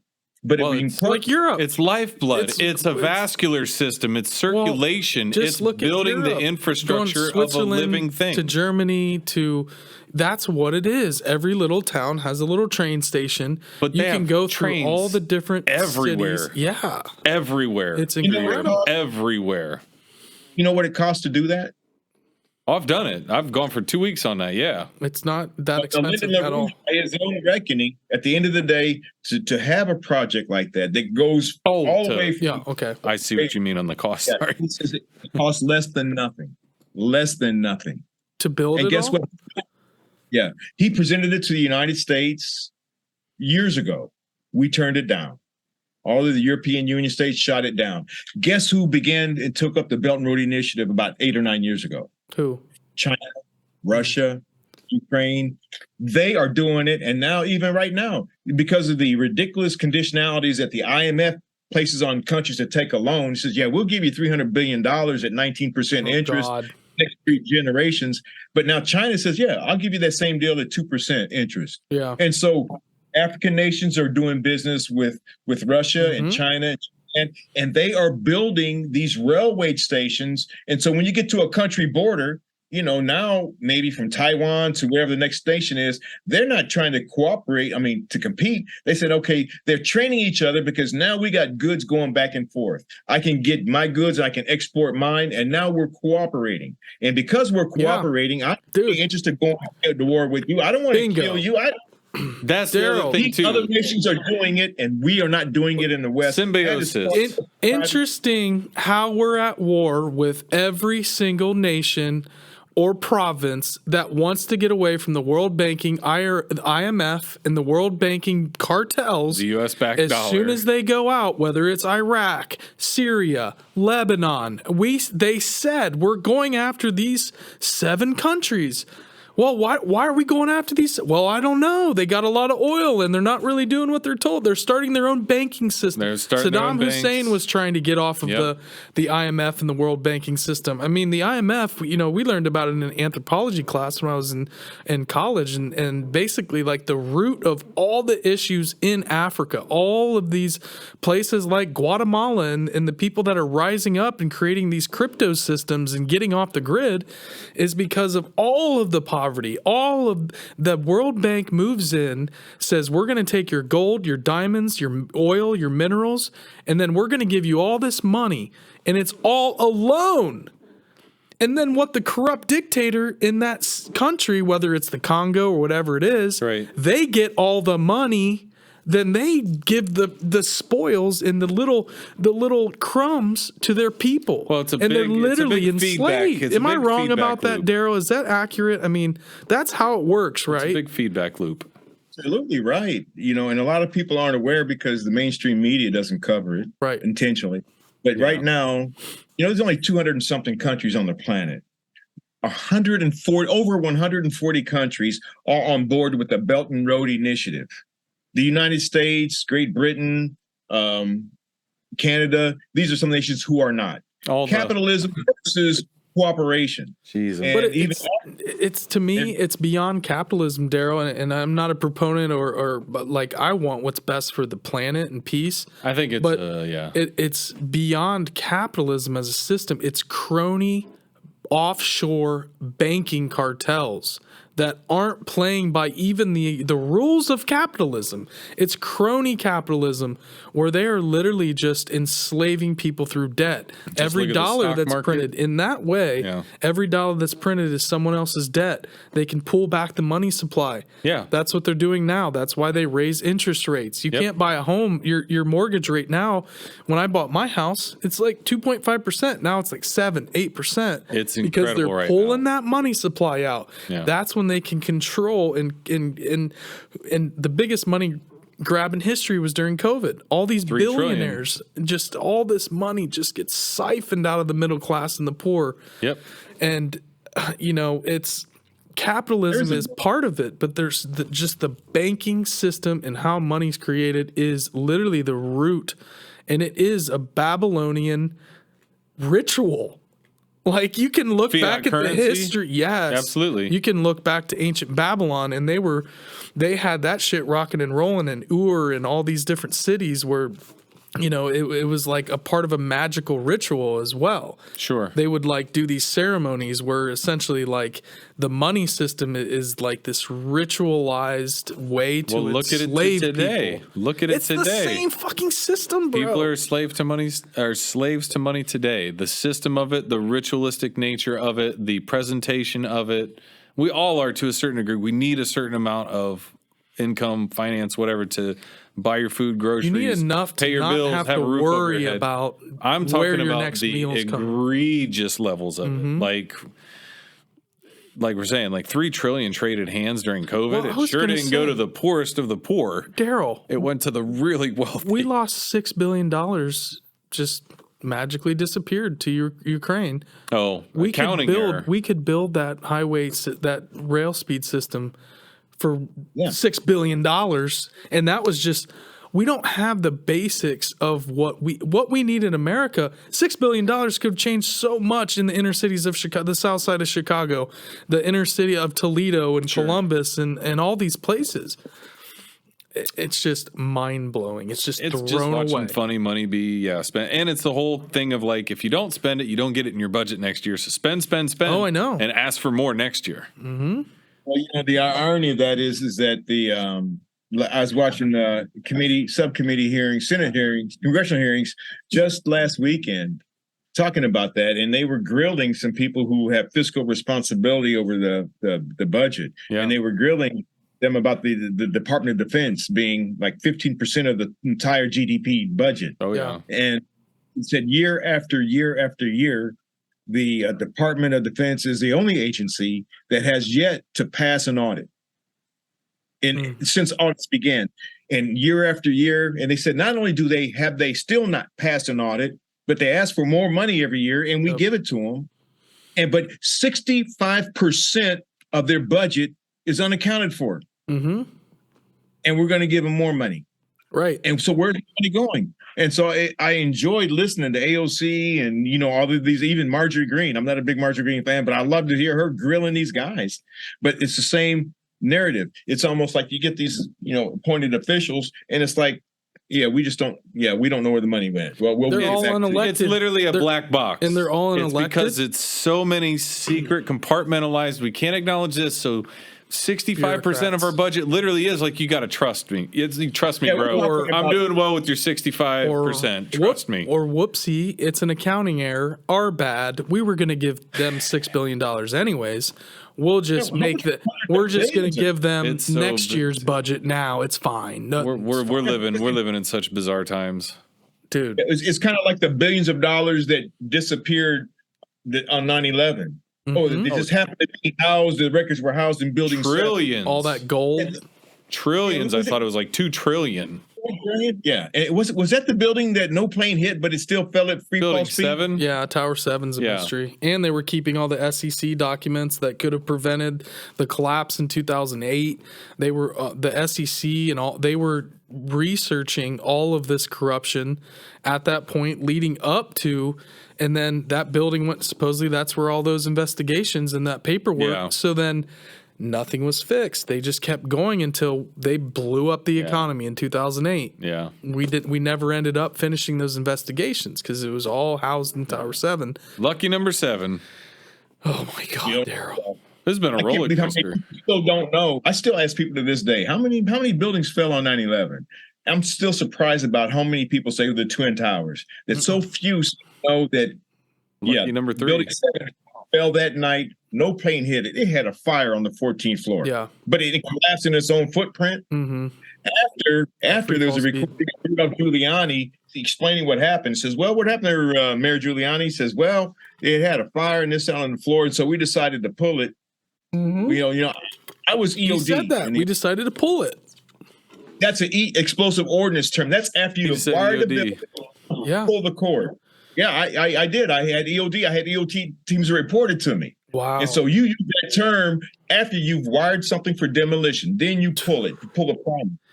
Daryl, we're familiar with the EOD. We help out the EOD Memorial, the folks out at Elgin Air Force Base every year.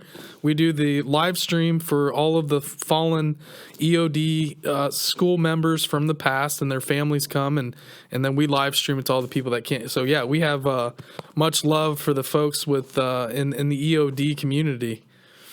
You gotta have some kahunas to be in that field. Oh, dude, those guys are wild. Jeez. We love talking to we'll work with some of the captains, and they're powerful dudes. When you're interacting with them, there's something there. Yeah, there's something in their eyes. I haven't met them. Yeah, I'm sure they're not lightweights. Yeah, those guys, they only get one accident. No, absolutely. No. Yep. Right. Yep. I mean, fighter pilots and them. Makes me think of Blown Away with Tommy Lee Jones and Jeff Bridges. That old film of setting the traps and all the bombs and stuff. And that whole game, like, dude, no, I'm not. No, don't put me in that suit. I ain't going out there like the Hurt Locker. I have ADD. I will pull the wrong wire. Yeah, you would not be. I will not make it. They'll be like, Justin, this is not for you. Oh my God. Here's a coloring book. Ammunition company. I mean, we would store ammunition, and so these arsenals. And part of my job was to go out there and inventory to make sure all the howitzers were there, and all the small arms and the primers, everything separate, everything from the small arms up to 155 millimeter projectiles. Jeez. And like even them, playing around in these ASPs, ammunition supply points, is no fun. But in that context, I also had EOD teams where I sent to deploy if somebody had a dud someplace, or there was a bomb threat. Yeah. And guys, they were a different breed. Mm-hmm. Yeah. No doubt. Daryl, you really have lived like a million. I know. Different, I told Jesus, you, man, you're blowing my brain right now. This has ping-ponged around in a conversation of just everything that I would have loved to have had in a conversation. Yeah. It's been and I want to start inching towards wrapping this up, but I really, really can't. We have to talk a little bit about Chaga and some of the things that you were sharing with us before we came on. And if we have time to talk a little bit about Shungite, which is an incredible crystal that I've been working with for years, and I have a few of my own I've given to gifts to people. But we really connected over that. And first of all, Chaga mushrooms, what is the deal, and why is it such an unbelievable medicine? Well, again, I think science is still trying to figure out why it's so amazing. They've discerned some of its properties, but again, because it's herbal, it's natural. The FDA and all those other guidelines, they won't approve it, but they can't dispute it at the same token. And so I kind of shared that this is kind of what I'm talking about. I mean, I take this in a bottle. It's just a liquefied form of Chaga.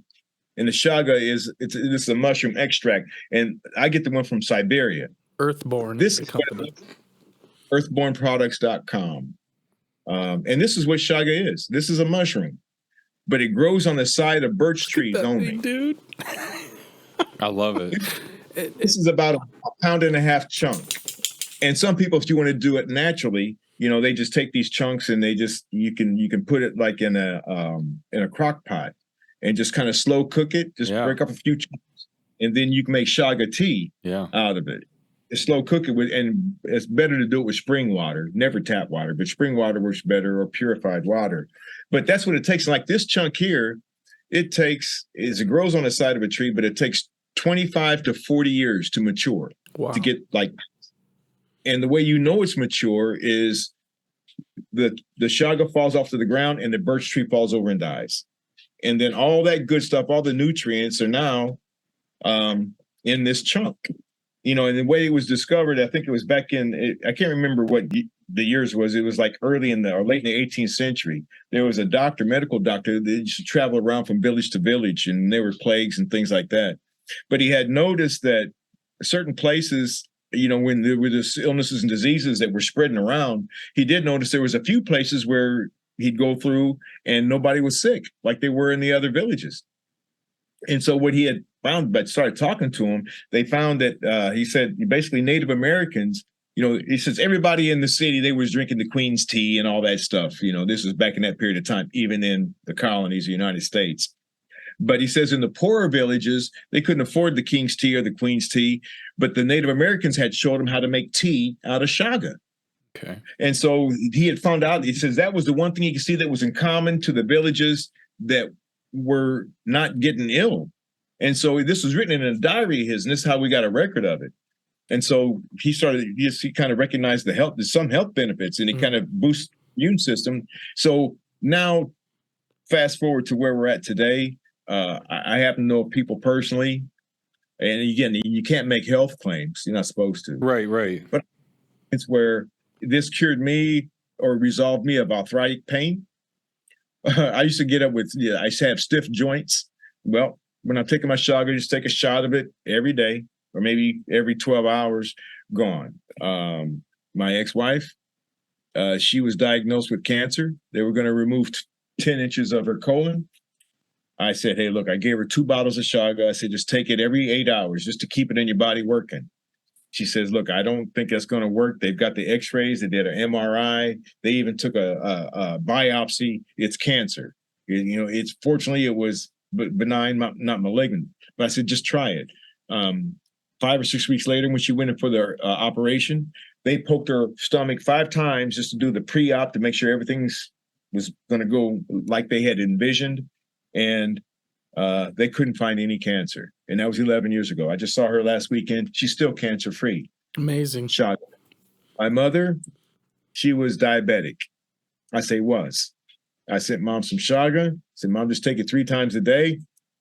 Within, I think, of 6 to 8 weeks, she went from shooting insulin to managing it just on her diet. And now, for the last 3 or 4 years, she is not diabetic. Very cool. Chaga. Insane.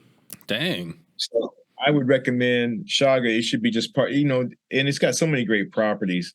And they say that there's, from a natural herbal standpoint, it's got more antioxidants than any other plant mineral on the planet. Nice. And those antioxidants, which is what attach to all the free radicals that are floating in your body and flushes them out. And so when you have free radicals that can attach and become cancerous, well, if your Chaga is putting the antioxidants and pushing them out, then diseases don't live in your body. And something about that mushroom, I forget what percentages it is, but it's got a lot in common with human DNA. So basically everything that you Damn. We talked about a little bit about this. We've been covering mushrooms from the beginning of our show. They always pop up. Very prevalent. Mushrooms and fungus in the upper atmosphere, biological mushroom craft, like all these mushroom computers, telekinesis of mushrooms, the mycelium network. So, we're, for whatever reason, there's this synchronicity, and I hate using that term, but it is strange. It is. That these mushrooms are always popping up. And, we're proponents of psychedelic mushroom research for healing and for all these different things. But aside from the psychedelic mushrooms like chaga, lion's mane, mushrooms in general, fungi was not named inappropriately. They are fungi. They are great. And they're closer to human beings than plants. Right. Well, which is so weird. I think the largest living organism on the planet is a fungi network. Bob. Mm-hmm. Yes. His name's Bob. Is his name? Yeah. We need to connect it has him. a name. We need to connect him with Justin E. Yep. Our buddy has another podcast called Cryptids of the Corn. And they have another podcast, Flying Mushrooms, that they do with the guys from Killed Mockingbirds. Yeah, but he's a biologist by nature. Mm-hmm. Like, he knows what he's talking about in regards to way more in depth than I do on say mushrooms or anything of that nature. But you'd love to talk to him, Daryl. You would definitely get a kick out of him. Yeah. I got my lion's mane going. Earthbound Products has got that. I got my turkey tail for my immunity. Yes. I'm telling you, I'm a shagaholic. I got my cordyceps for energy. Shagaholic. I need some of that right there, cordyceps. That would be great. Hit that before the podcast. They just expanded their product line, and so they just began offering all these other ones just in the last year or so. Okay. So I mean, I take my Chaga every day, and then just depending on where I'm at, I may take a shot of this and maybe a shot of that. Yeah. But always, the Chaga is my baseline, and so there's that. And then I'm also a big proponent of. I've been taking colloidal silver for several years. Oh, okay. This happens to be Billy Carson's version from the Forbidden Knowledge. Yeah. Take a shot of that every day with my Chaga, and then I also take his colloidal gold.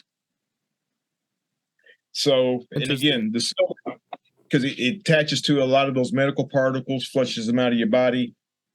And the colloidal gold, because like the king's gold, the word is that's also what the pharaohs used to use. They would ingest gold.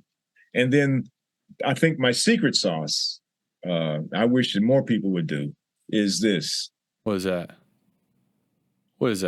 Skate liver oil? Like a skate, like a stingray, like a skate? Yes. Yeah. From cartilage fish. Yep. It's nasty. But I tell you what it does. I listened to an interview several years ago, and it was Dr. Pete Peterson being interviewed by Terry Cassidy. But he was talking about, again, we're looking at the science of the pineal gland. Oh. And you hear him say this, and he says, if you really want to know, one of the best things a human can do to decalcitrate, if you want to improve your spiritual connection or your spiritual orientation, that's why the Hindu in the Indies, they got that dot. Yeah. Represents in the court of the Vatican. You see a big old acorn in the courtyard. What's this for? Is that to just... It's to amplify your pineal gland, third eye. To help them kind of like focus that energy. That's what a bindi is. I did not know that. Yeah. Mm-hmm. And it's a representative of that, the core of a human being. I can feel it right here, right now, all the time. Too. Pineal gland sits right between the two halves of the brain, but it's right there in the center. And it looks like a little acorn. And, that's why this acorn is apparently sitting in the courtyard of the Vatican. Mm-hmm. It's like two acorn, but no, it's not an acorn. It's a pineal gland. And that's a human being's spiritual orientation. That's your connection with whatever you would want to call divine or your God's dimensions, higher dimensions.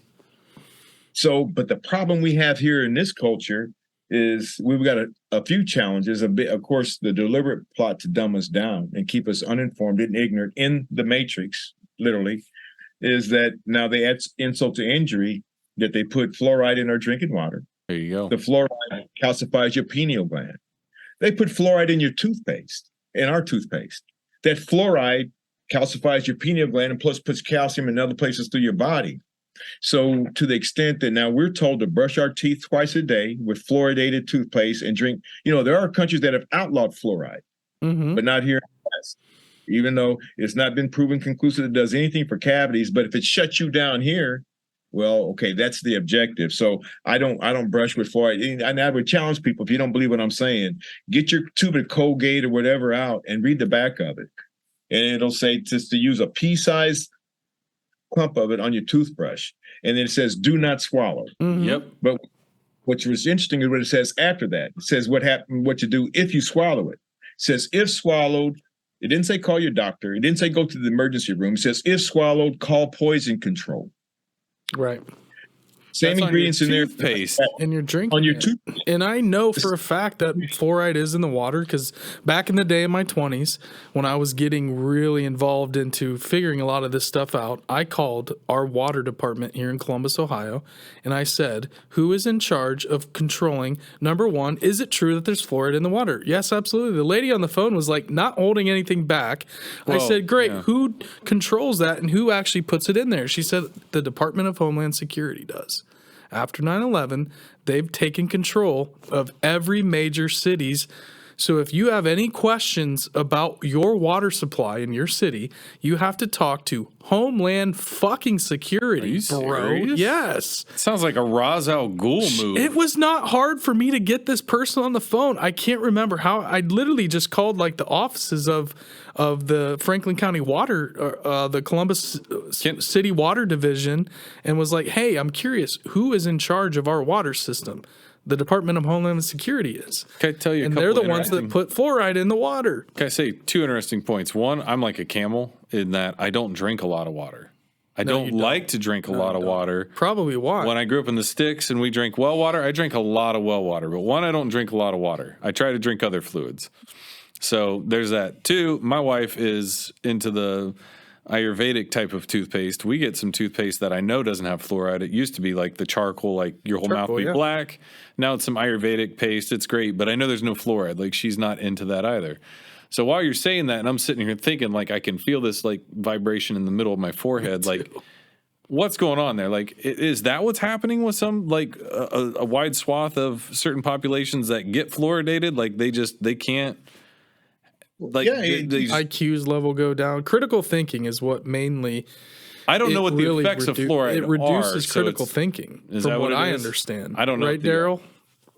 You're right. You know, I mean, if you were microdosing mushrooms or something, for example, you know, well, if you got a decalcified pineal gland, you don't need to do any of that. Yeah. You know, the human body is the perfect pharmacy. It makes everything that your body needs, to include THC. Mm-hmm. If you want to go do something, there's nothing that your body can't do, providing that it's in some reasonable form of health. Right. And your pineal gland is recognized through all cultures. And produces DMT.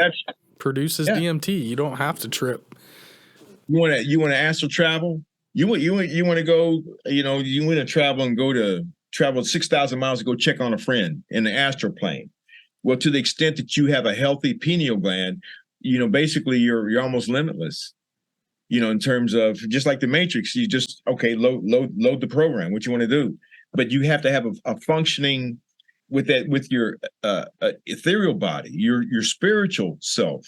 You know, people say that are you a physical person having a spiritual experience? Are you a spiritual person having a physical existence?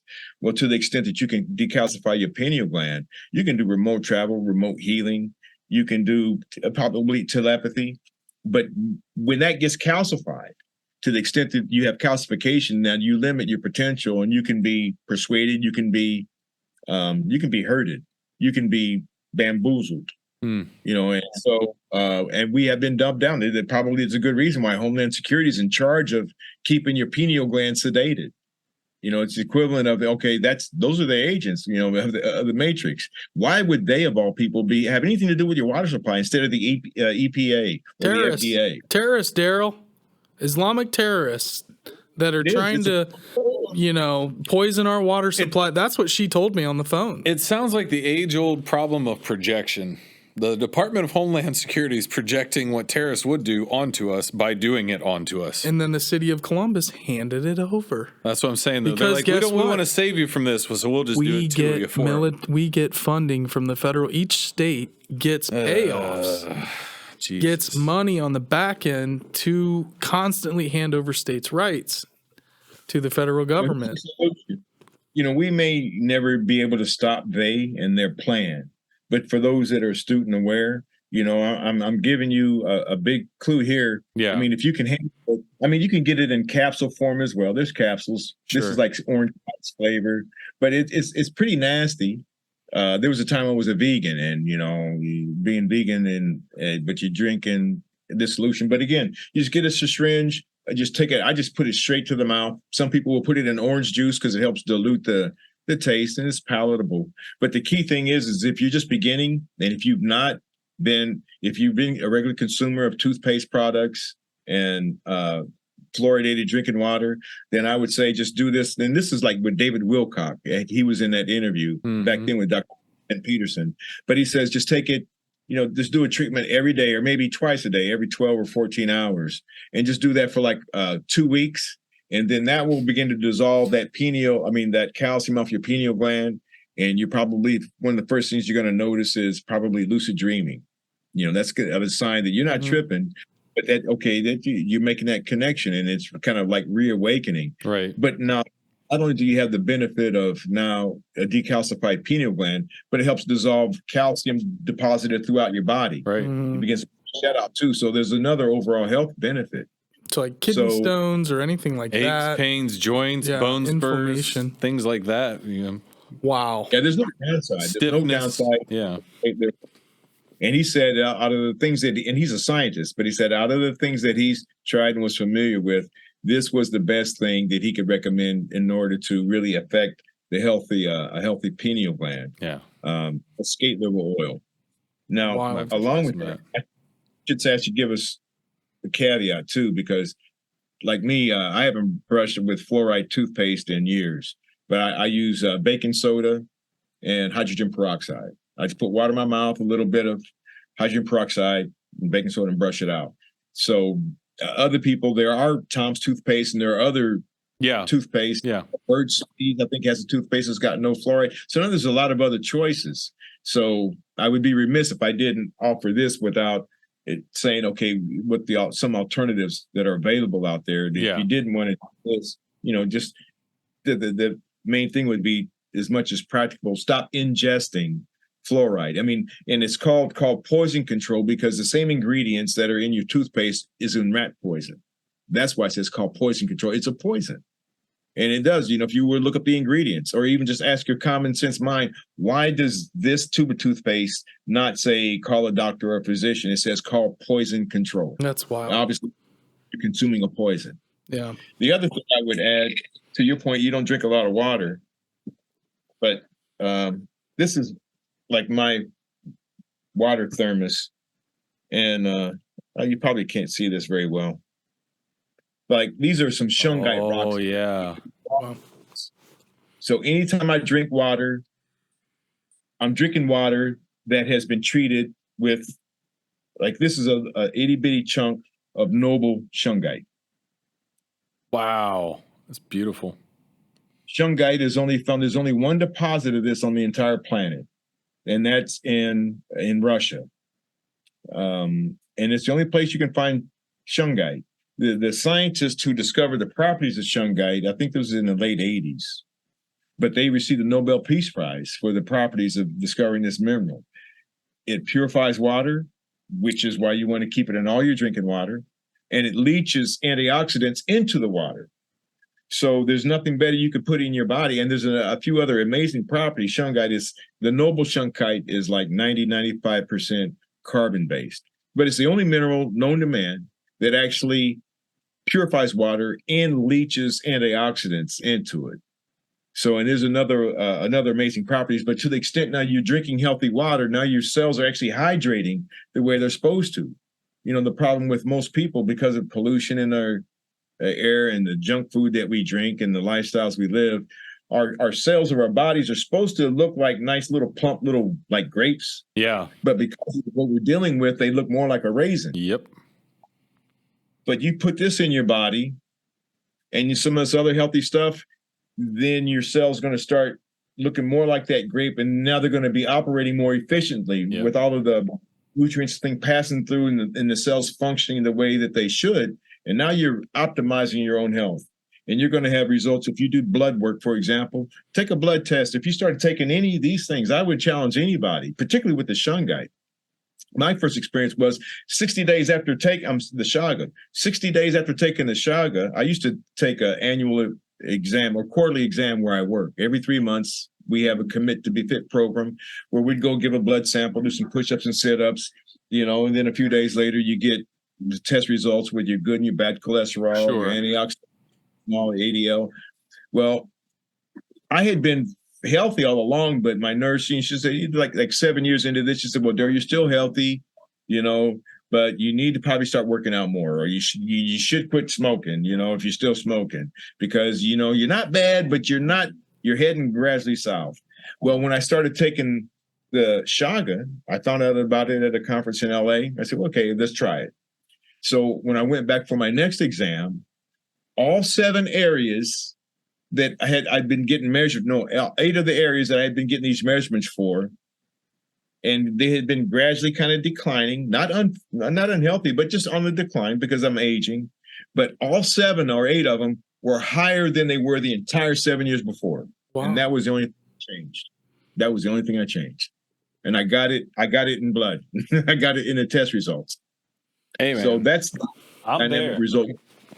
I'm with you on that one. As far as the Chaga goes, I'm down with that. Like, I'm going to have a small, in Shungite, apothecary going on my desk here. I got hip to Shungite. I bought a book about Shungite and learned about the Russian deposits and the antimicrobial, bacterial, fungal. Any of that about and putting it in your water. And so I have a bunch of stones at home. I need to start putting in my water again because I was doing that. I was like all on board with Shungite forever. And my big pyramid crystal sits up in our kitchen. It like holds space there. And I'll get it down every now and then if I feel like I got some weirdness around, it's an unbelievably magical substance, and it's not something you can completely quantify either, but there's something to it from my experience. I want to get some. I'm down. Yeah, I got a 5-gallon dispenser, automatic dispenser, 5-gallon barrels, or where do you get them from? But I put Shungite rocks in it. Just put it maybe 6 to 8 in there. And I never will drink tap water. So even all of my water, I've got enough that I put in there too. So anytime I'm drinking water that's going to rehydrate me. It's going to put more antioxidants in my body, and it's going to be purified water on top of purified water.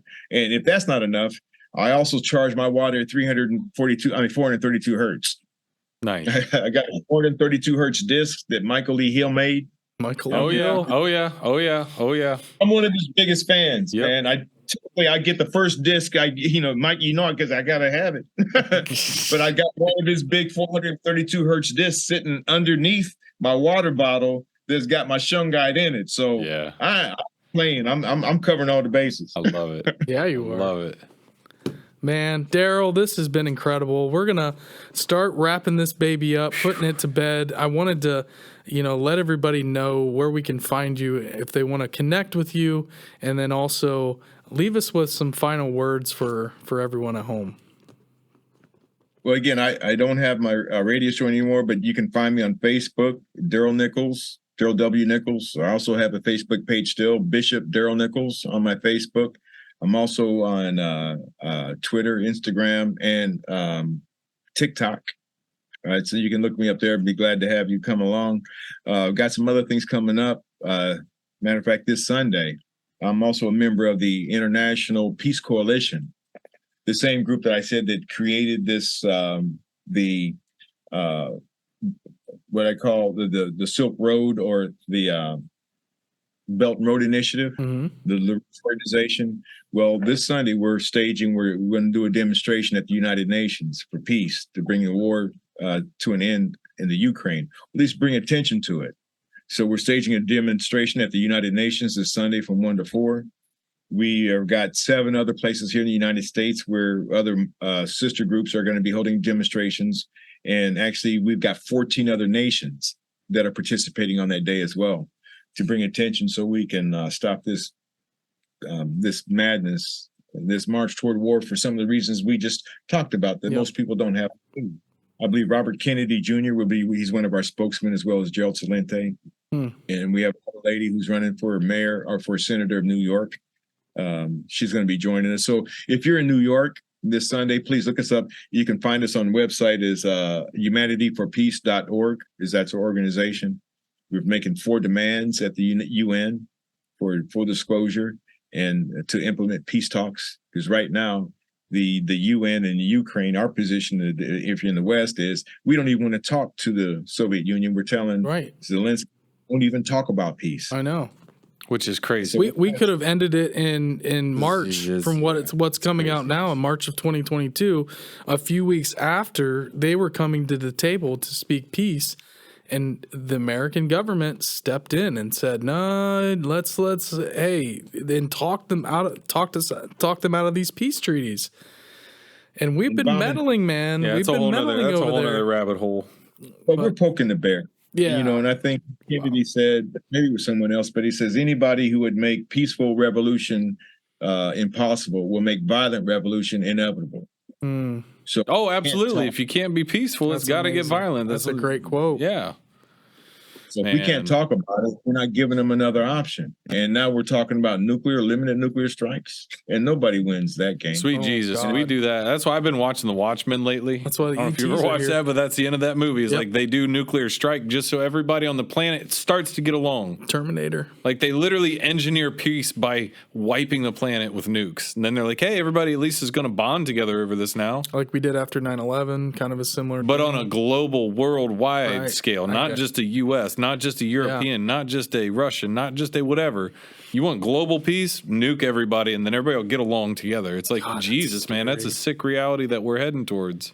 I think it wouldn't happen. Oppenheimer movie just came out. Yeah, right. That's weird, right? There's drop bombs. Doomsday clock is 2 minutes to midnight, Not even that. It was 90 seconds to midnight in February before the war broke out. Yeah. Before it was 90 seconds. Yeah. And so God knows where we are right now. But basically, I'm so glad to hear you say it because so many people have never heard of the Doomsday Clock or the Board of Scientists.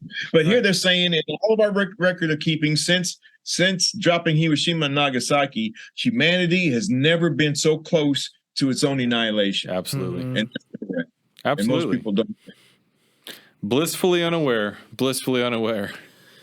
And we can't be, it's not like it didn't happen. Hiroshima and Nagasaki happened. We're finding now, even geologists are finding that there's places in the Earth's core where the strata where there's vitrified glass and vitrified sand, that somewhere in a remote past, it seems, another civilization did just that. Mm-hmm. And we were victim maybe 4 or 5 resets ago where we did it. Right. They're saying that maybe that's what happened on Mars. If there was a civilization on Mars, absolutely, they blasted themselves out of existence. And they came here. The Martians supposedly came here. That's a whole nother thing. Yeah, where would you? Wow, Daryl, you are the man. We gotta have next time you're on, which has to happen. Guests. Yeah, jeez, all right, good, Daryl. Gravy. Thank you so very much, my brother. Thank you. Appreciate you. Oh my God, incredible conversation. You're wonderful. All right. Jeez. And I just want to tell you, fans, don't be silent. Don't be silent. In just 2 minutes, I want to conclude with this because, Dr. Martin Luther King had said something once, and he had asked 3 questions. He said, will the world ever forget? He said, well, number one, he says, was Albert Einstein right? We're talking about Oppenheimer. Albert Einstein was a friend of Oppenheimer. Oppenheimer actually came behind Einstein, but he said even Albert Einstein, right, when he said that the world is in greater peril from those who do nothing than from those who actively commit evil. Or said, did not President Kennedy warn that those who do nothing are inviting shame as well as violence? Mm-hmm. And then Dr. King said this, he says, of all the things, he says, but will the world ever forget the searing impact of Rabbi Joachim Prince's admonition as he spoke at the March on Washington in 1963? He said, when I was a rabbi of the Jewish community in Berlin under the Hitler regime, I learned many things. But the most important thing that I learned in my life and under tragic circumstances is that bigotry and hatred are not the most urgent problems.